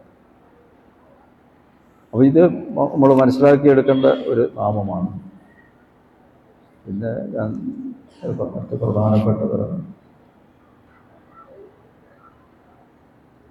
പിന്നെ കാന്ത എന്നുള്ള വാക്കുണ്ട് ദേവിക്ക്. 2 തവണ അത് ആവർത്തിച്ചിട്ടുണ്ട്. കാന്ത, കാന്ത എന്ന് പറഞ്ഞാൽ ഭാര്യ എന്നാണ് അർത്ഥം. പിന്നെ വീണ്ടും ആ നാമം ആവർത്തിക്കുന്നുണ്ട്, അത് ഗംഗ എന്നാണ്. അപ്പൊ ഒരു ഭാര്യ എങ്ങനെയായിരിക്കണം എന്നുള്ളത് ദേവി കാണിച്ചു തരുന്നുണ്ട് എന്നാണ് പറയുന്നത്. വിവാഹിതയാകാൻ പോകുന്ന ഒരു പെൺകുട്ടിക്ക് ദേവിയുടെ ആ വിവാഹ വസ്ത്രങ്ങളും വിവാഹ സമയത്ത് ഉള്ള കാര്യങ്ങളും ഒക്കെ പറഞ്ഞു കൊടുക്കണം. ദേവിയാണ് നമ്മുടെ വിവാഹത്തിൻ്റെ ആദ്യ മാതൃക, ശിവശക്തി. കാരണം വിവാഹം കഴിഞ്ഞാൽ പിന്നെ ഒരിക്കലും പിരിയാൻ പാടില്ല. ഡൈവേഴ്സ് ഇല്ല. സനാതന ധർമ്മത്തിൽ ഡൈവേഴ്സ് ഇല്ല. ഭരണഘടനയിലുണ്ട്. അത് പറയണമല്ലോ അല്ലേ? അത് പറഞ്ഞില്ലേ? അത് പാപമായിട്ടാ പറയണത് ഡൈവേഴ്സ് നമ്മുടെ സനാതന ധർമ്മത്തിൽ. മഹാപാപം. ആ കുട്ടികളായ അമ്മയും അച്ഛനും വേർപിരിഞ്ഞിരിക്കാതെ ഇതിനോളം പാപം വേറെ ഇല്ല എന്നാ പറയുന്നത്. നരകത്തിൽ തന്നെ കിടക്കേണ്ടി വരും. മറ്റെല്ലാവരും അവധി കൊടുത്തിട്ടുണ്ട്, ഇത്ര കൊല്ലം വരെ നരകത്തിൽ.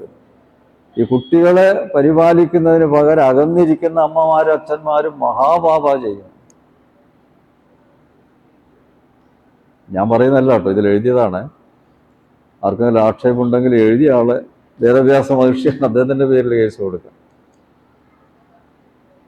എനിക്കൊരു വ്യാഖ്യാനിക്കേണ്ട ഉത്തരവാദിത്വം നല്ലതൊക്കെ പറയും. പലർക്കും അറിയില്ല, അറിയാത്തതുകൊണ്ടായി പറയും. അപ്പോൾ ഞാൻ എവിടെ ചെന്നാലും അനുഗ്രഹിക്കുമ്പോൾ അവരോട് പറയും അവസാനം വരെ വേണം കേട്ടോ. അങ്ങനെ ഞാൻ അനുഗ്രഹിക്കുക, ക്ഷണിക്കുമല്ലോ പല ദിക്കിലേക്ക്.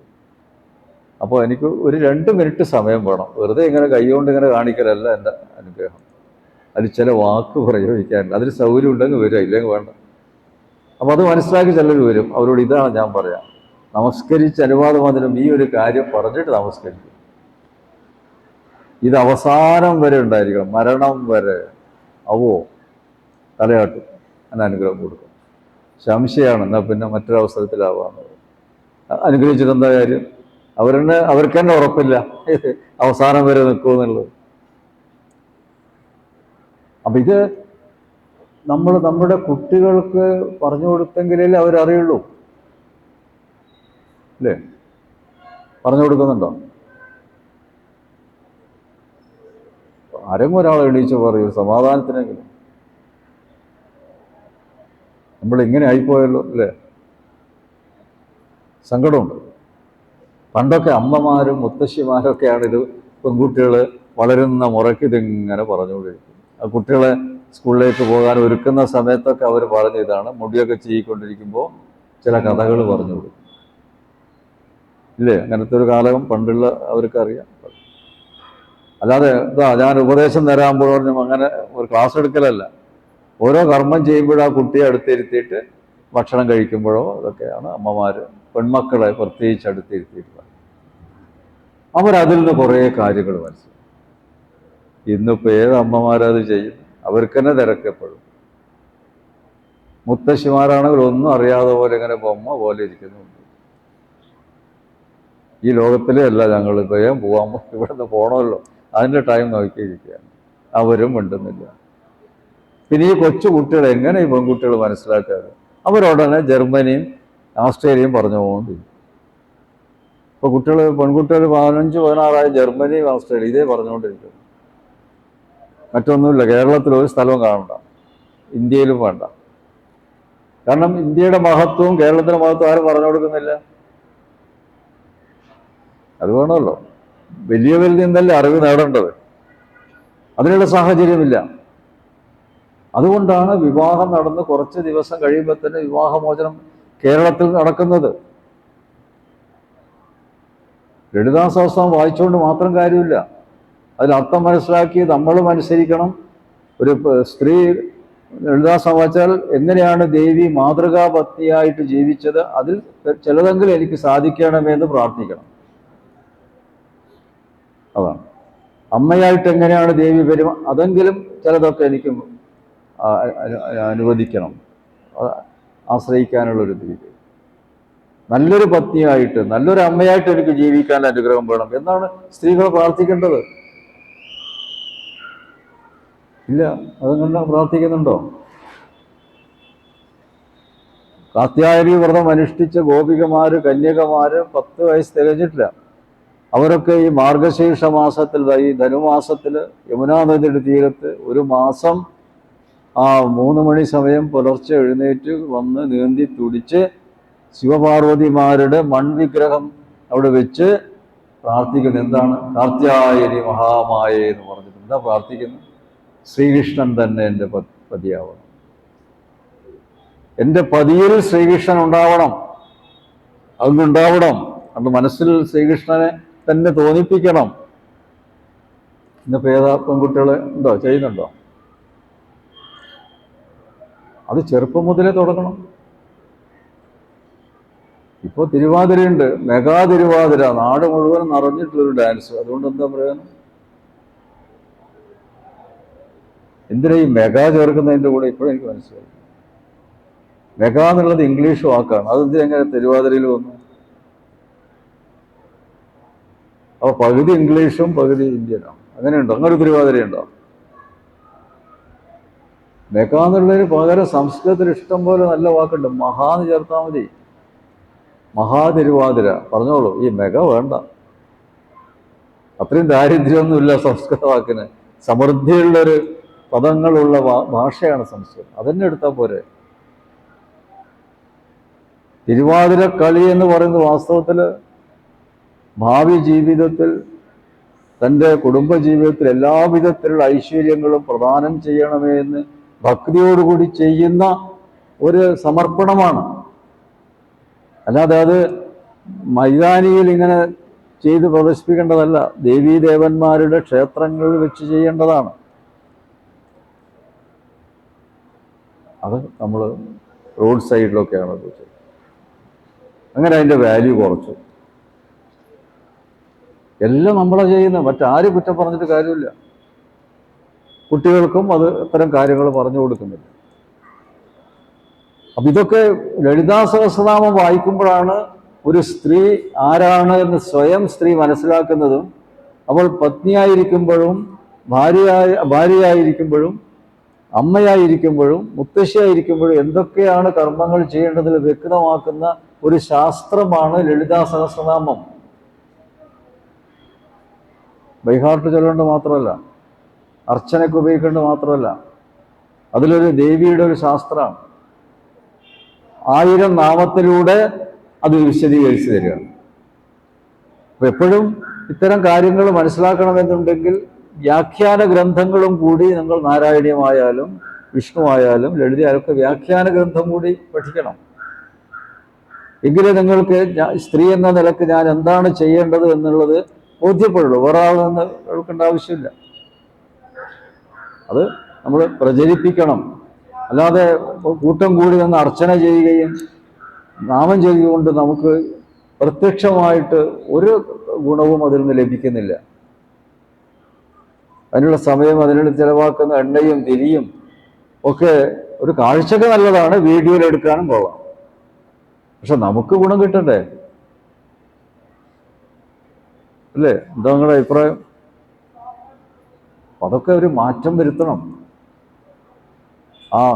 നമ്മുടെ സനാതനധർമ്മത്തിൽ വിവാഹ ജീവിതം സുദൃഢമായിരിക്കണം എന്നുള്ളതാണ് സാക്ഷാൽ പരമശിവനും പാർവതിയും നമുക്ക് നൽകുന്ന സന്ദേശം അവരുടെ ജീവിതത്തിലൂടെ.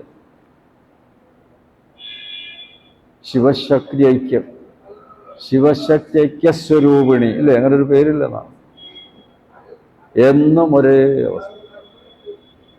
അതാണ് ഒരു പെൺകുട്ടി വിവാഹ സന്ദർഭത്തിൽ ഓർക്കേണ്ടതും അനുഗ്രഹിക്കേണ്ടതും. നമ്മൾ അതാണ് ഇതിൽ കൂടി നമുക്ക് മനസ്സിലാക്കാൻ സാധിക്കും.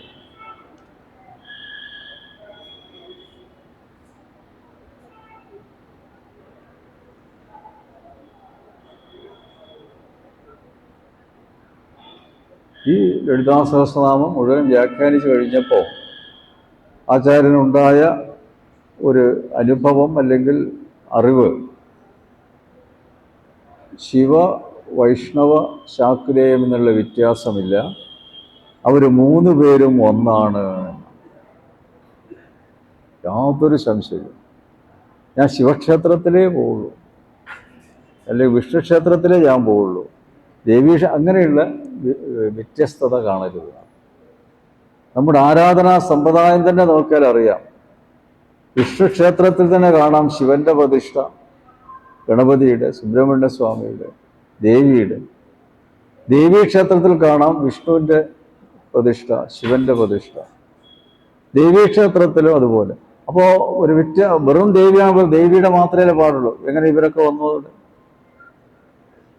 വ്യത്യാസമില്ല. ഗുരുവായൂരപ്പനെ തൊഴുതു കഴിഞ്ഞാൽ മമ്മിയൂരപ്പനെയും തൊഴണം, എങ്കിൽ ആ ദർശനം പൂർണ്ണമാവുള്ളൂ, ഇല്ലേ? അങ്ങനെ പറയാറില്ലേ? എൻ്റെ അർത്ഥം എന്താ? ശിവനും വിഷ്ണുവും തന്നെ. അപ്പോൾ ഇത്തരം കാര്യങ്ങൾ ഇടയ്ക്കിടയ്ക്ക് കേൾക്കുമ്പോൾ, ഞാനൊരിക്കൽ ഗുരുവായൂർ പ്രഭാഷണത്തിന് കുറേ കാലമായി ആചാര്യം പോവാറുണ്ട്. ഒരു തവണ എല്ലാവരും ഉള്ള സമയത്ത് ഞാൻ പറഞ്ഞു, എൻ്റെ ഒരു ആഗ്രഹം വർഷത്തിലൊരിക്കൽ ഗുരുവായൂരും ഉത്സവമുണ്ട്, മമ്മിയൂരും ഉത്സവമുണ്ട്. ഈ മമ്മിയൂരപ്പനെ എഴുന്നള്ളിച്ച് ഗുരുവായൂർ ക്ഷേത്രത്തിൻ്റെ അവിടെ ചെന്ന് ഗുരുവായൂരപ്പൻ അതുപോലെ എഴുന്നള്ളിച്ച് ആ ഗുരുവായൂരുള്ള സ്ഥലത്ത് ഒരു കൂടിക്കാഴ്ച. മനസ്സിലാവുന്നുണ്ടോ എന്നറിയില്ല, ഞങ്ങളുടെ അവിടെ വടക്കേ മലബാറിലൊക്കെ ഉണ്ട് കൂടിക്കാഴ്ചയും കൂടിപ്പിരിയലും, ഇല്ലേ? അങ്ങനെ ഒരു സമ്പ്രദായം ഉണ്ടോ ഇവിടെ? ഉണ്ട്. ജനങ്ങൾക്ക് അത് കാഴ്ച എങ്ങനെ അവർ നോക്കി നിൽക്കും. ഇവിടെ നീലേശ്വരത്ത് ഒരു ശിവക്ഷേത്രമുണ്ട്, ഒരു ദേവീക്ഷേത്രമുണ്ട്. ആ ശിവക്ഷേത്രത്തിൽ ദിവസവും ഒരു മാല അവിടുത്തെ കഴകം കെട്ടി അത് ദേവീക്ഷേത്രത്തിൽ ദിവസവും എത്തിച്ച് അത് ചാർത്തണം. ഒരു ദിവസം മുടങ്ങാൻ പാടില്ല. ഇന്നും അത് നടത്തുന്നു. പൂരോത്സവമായാൽ ദേവിയുടെ തടമ്പ് എഴുന്നള്ളിച്ച് ശിവക്ഷേത്രത്തിൽ പോയി ആ സമയത്ത് ശിവക്ഷേത്രത്തിൽ ശിവന്റെ തടമ്പ് എഴുന്നള്ളിച്ച് 2 പേരും പ്രദക്ഷിണം വയ്ക്കുന്ന കാഴ്ച മനോഹരം. കുറച്ച് ദൂരം വരെ ശിവൻ പോകും, പിന്നെയും തിരിച്ചും ദേവിയുടെ മുമ്പിലേക്ക് വരും. പിന്നെ ഇങ്ങനെ അവർ ആ ഒരു 3 തവണയുള്ള പ്രദക്ഷിണം ആ ലോക ജനനിയും പിതാവിൻ്റെ ഇതുണ്ടല്ലോ, കണ്ടുകൊണ്ടിരിക്കാൻ എന്തൊരു സുഖമാണെന്ന് അറിയാം. എന്നിട്ടും അത് പിരിഞ്ഞു പോകാൻ ഇഷ്ടമില്ല അവർക്ക്. അതുപോലെ തൃച്ചംബരത്തുണ്ട് കേട്ടോ ബലഭദ്രനും ശ്രീകൃഷ്ണനും തമ്മിലുള്ള കൂടിക്കാഴ്ച, മനോഹരം. അങ്ങനെ ഇവിടെ മമ്മിയൂരപ്പനും ഗുരുവായൂരപ്പനും തമ്മിൽ ഒരു കാഴ്ച സംഘടിപ്പിച്ചൂടെ? ഭക്തന്മാർ വിചാരിച്ചാൽ അതൊരാശയമായി സമർപ്പിച്ച് തന്ത്രിമാരെ ബോധ്യപ്പെടുത്തി ഏതവസരത്തിലും ആവാം. അങ്ങനെ ആ മുഖാമുഖം ശിവനും ഗുരുവായൂരപ്പനും നോക്കി നിൽക്കുന്ന കാഴ്ച എന്ത് മനോഹരമായിരിക്കും. എന്താ നിങ്ങളുടെ അഭിപ്രായം? എന്തെങ്കിലും ഒന്ന് പറയൂ. ഞാൻ പറയുന്നത് ശരിയല്ല, അങ്ങനെ വേണ്ട എന്നുണ്ടോ?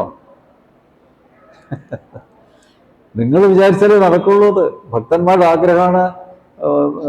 ദേവസ്വം ബോർഡിനൊക്കെ ചെയ്യാൻ പറ്റുള്ളൂ. നിങ്ങൾ പറയണം. ആ പ്രശ്നവശാൽ ചിന്തിച്ചോട്ടെ. ഈ 2 ക്ഷേത്ര തന്ത്രിമാർ കൂടിയാലോചിച്ചോട്ടെ. എന്തായാലും തെറ്റെന്താ തെറ്റ് പറയാം? അങ്ങനെ അവർ മുഖാമുഖം കാണിച്ചോളാന്ന് എവിടെയും പറയുന്നുണ്ടല്ലോ. രാമനാമത്തെ സദാകാലവും ജപിച്ചിടും രാമദാസനും ഉമാവല്ലഭം മഹേശ്വരൻ. ശിവൻ എന്നും ജപിക്കുന്നത് രാമനാരാ? വിഷ്ണുവാണ്. ശ്രീരാമചന്ദ്രൻ രാമേശ്വരത്ത് ശിവപ്രതിഷ്ഠ നടത്തി എന്താ പറഞ്ഞത്? ആരാണോ ഈ ശിവക്ഷേത്രത്തിൽ വന്ന് തൊഴുത് കാശി വിശ്വനാഥനെ പോയി തൊഴുത് അവിടെ ഗംഗാനദിയിൽ കുളിച്ച് ഗംഗാജലവുമായി തിരികെ രാമേശ്വരത്ത് വന്ന് രാമേശ്വരൻ അഭിഷേകം ചെയ്ത് ഹിന്ദു മഹാസമുദ്രത്തിൽ മുങ്ങിക്കുളിച്ചാൽ സകല പാപം. എവിടെയെങ്കിലും വിഷ്ണു പോകുന്ന വഴിയിൽ വിഷ്ണുവിനെയും കൂടി ദർശിച്ചോളൂ എന്ന് പറഞ്ഞില്ലല്ലോ. എന്താ? അപ്പൊ ഇതൊക്കെ നമ്മുടെ പുരാണം. പക്ഷെ അത് നമ്മളൊന്ന് ഒരു ആവിഷ്കാര രൂപത്തിൽ അവതരിപ്പിക്കുമ്പോൾ അത് ജനങ്ങളിൽ വലിയൊരു ഉത്തേജനം ഉണ്ടാവും. ആ വ്യത്യാസങ്ങൾ മറക്കും. അത് നിങ്ങൾ ഏറ്റെടുക്കുമോ?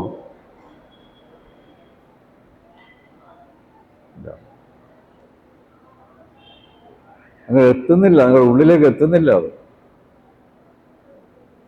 നമ്മുടെ ജീവിച്ചിരിക്കുന്ന കാലത്ത് ഒരിക്കലെങ്കിലും അത് കാണാൻ പറ്റുമോ? ഒരു ശിവരാത്രി ദിവസമാവാം, അല്ലെങ്കിൽ വിഷ്ണുവിൻ്റെ ദിവസമാവാം. എഴുന്നേറ്റ് മനോഹരമായിട്ട് എഴുന്നേറ്റ് ഒരു പോയിന്റിൽ എത്തിക്കുക.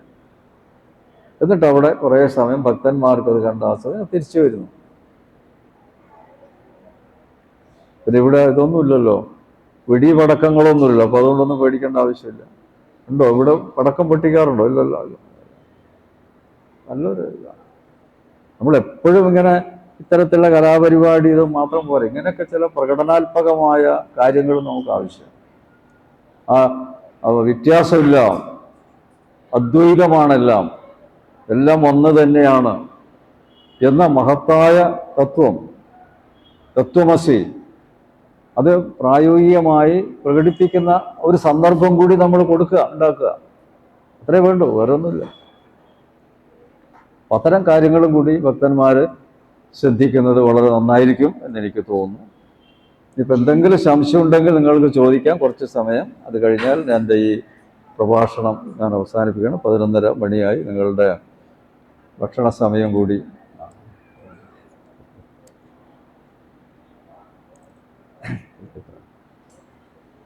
അപ്പോൾ എന്തെങ്കിലും സംശയമുണ്ടോ? ചോദിച്ചോളൂ. ഇല്ലേ? ഉണ്ടോ? സംശയമുണ്ടോ? ഇല്ല. ആചാര്യനത് പ്രഭാഷണം അവസാനിപ്പിക്കുകയാണ് നിങ്ങളുടെ സമ്മതത്തോടു കൂടി. നിങ്ങൾക്ക് ഇത്രയും നേരം ലളിതാ സഹസ്രനാമത്തിൻ്റെ അടിസ്ഥാന തത്വങ്ങളാണ് ഞാൻ നിങ്ങൾക്ക് പറഞ്ഞു തന്നത്. അതും വേദവ്യാസ വിരചിതമായ ബ്രഹ്മാണ്ഡ പുരാണത്തിൽ അടങ്ങിയതാണ്. ഈ ലളിതാ സഹസ്രനാമം ബ്രഹ്മാണ്ഡ പുരാണത്തിലാണ്.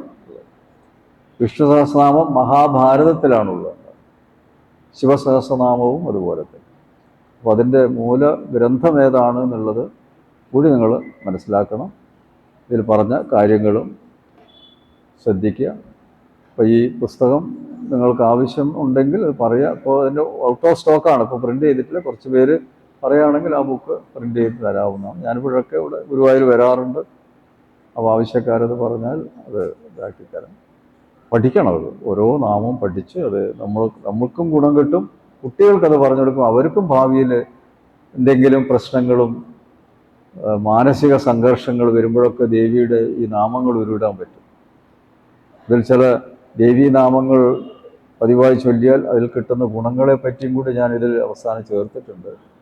ചില നാമങ്ങൾക്ക് വളരെ പ്രാധാന്യം പറയാം. പ്രത്യേക ഫലസിദ്ധിക്കായി ജപിക്കേണ്ട ദേവീനാമം, ധർമ്മത്തിൽ അധിഷ്ഠിതമായി ജീവിതം നയിക്കുവാൻ ധർമ്മവർദ്ധിനി, ധർമാധാര, ധർമ്മിണി, ഈ നാമം ഏതെങ്കിലും ഒന്ന് ജപിച്ചാൽ മതി. സമ്പത്ത് സമൃദ്ധി ഉണ്ടാവാൻ ധനധാന്യ വിവർദ്ധിനി, ധനാധ്യക്ഷ എന്നുള്ള ദേവിയുടെ നാമം ജപിക്കാം.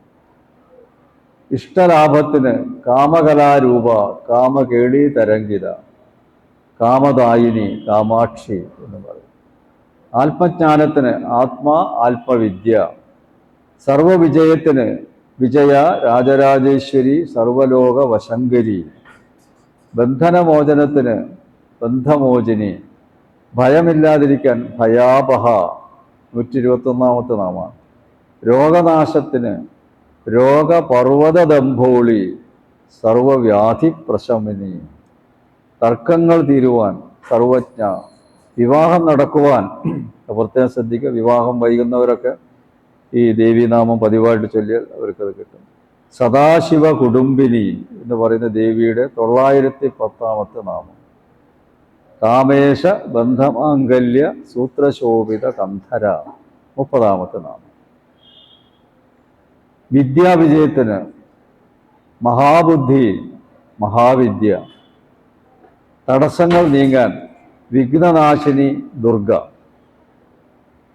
ശരീരപുഷ്ടിക്ക് മഹാലാവണ്യശേവതി, സന്താന സൗഭാഗ്യത്തിന് കുമാര ഗണനാഥാംബ, ദാമ്പത്യം വേർപെടാതിരിക്കാൻ, വിവാഹ ജീവിത വിഘ്നം വരാതിരിക്കാൻ, ഡൈവേഴ്സ് വരാതിരിക്കാൻ ശ്രീകണ്ഠാർദ്ധശരീരിണി, ശിവശക്തൈക്യ സ്വരൂപിണി. ശത്രുനാശത്തിന് ദൈത്യഹന്ത്രി, രാക്ഷസഘ്നി, കലിദോഷ നിവാരണത്തിന് കലി കൽമഷനാശിനി, ദാരിദ്ര്യമുക്തിക്ക് അന്നദ, പദവികൾ ലഭിക്കാൻ, ജോലിക്കയറ്റം ലഭിക്കുവാൻ സാമ്രാജ്യദായിനി, മനഃശാന്തി ലഭിക്കുവാൻ സുഖപ്രദ, സുഖകരി. ഇതൊക്കെ മന്ത്രമായിട്ട് തന്നെ ചൊല്ലാം പതിവായി. ഇത്രയും കാര്യങ്ങൾ ശ്രദ്ധിക്കും. ഏതായാലും ഇത്രയും നേരം ഈ ഒരു മഹായജ്ഞം നടക്കുന്ന ഭഗവാന്റെ തിരുസന്നിധിയിൽ വെച്ച് ലളിതാ സഹസ്രനാമത്തെപ്പറ്റി ആദ്യമായിട്ടാണ് ഇത് ഒരു വിഷയമായിട്ട് ഇവിടെ അവതരിപ്പിക്കുന്നത്. പ്രകാശം പിന്നെ അമ്മിയൂർ എന്നോട് പറഞ്ഞു ഇത്തവണ ആ വിഷയം ആയിക്കോട്ടെ. അപ്പോൾ അത് ഉടനെ സമ്മതിക്കുകയാണ് ചെയ്തത്. അപ്പോൾ അതിന് അവതരിപ്പിക്കാൻ അവസരം തന്ന ഇതിൻ്റെ ഭാരവാഹികളോട് എൻ്റെ ഹൃദയംഗമമായ നന്ദി രേഖപ്പെടുത്തുകയാണ്. ഇത്രയും നേരം ഈ പ്രഭാഷണം ശ്രവിച്ച നിങ്ങൾക്കെല്ലാവർക്കും എൻ്റെ ഹൃദയംഗമമായ നന്ദി പ്രകാശിപ്പിച്ചുകൊണ്ട് മമ്മിയൂരപ്പൻ്റെ അനുഗ്രഹാശിസ്സുകൾ നിങ്ങൾക്കെല്ലാവർക്കും ഉണ്ടാകട്ടെ എന്ന് പ്രാർത്ഥിച്ചുകൊണ്ട് നിങ്ങളുടെ കുട്ടികളെയൊക്കെ ഇടയ്ക്കിടെ മമ്മിയൂരപ്പൻ്റെ അവിടെ വന്ന് തൊഴുത് അവരുടെ ജീവിതം ഏറ്റവും സൗഭാഗ്യമായിരിക്കണം എന്ന് പ്രാർത്ഥിച്ച് തൊഴുത് കൊണ്ടുപോകാം. പ്രത്യേകിച്ച് ഈ സന്ദർഭത്തിൽ, ഈ യജ്ഞം നടക്കുന്ന സന്ദർഭത്തിൽ അത് നിർബന്ധമായും ചെയ്യേണ്ട ഒരു കാര്യമാണ്. ആ നിലയിൽ അതും കൂടി പറഞ്ഞുകൊണ്ട് ഞാൻ എൻ്റെ വാക്കുകൾ ചുരുക്കുന്നു. നമസ്തേ. ഓം നമഃ ശിവായ. ഓം നമഃ ശിവായ. ഓം നമഃ ശിവായ.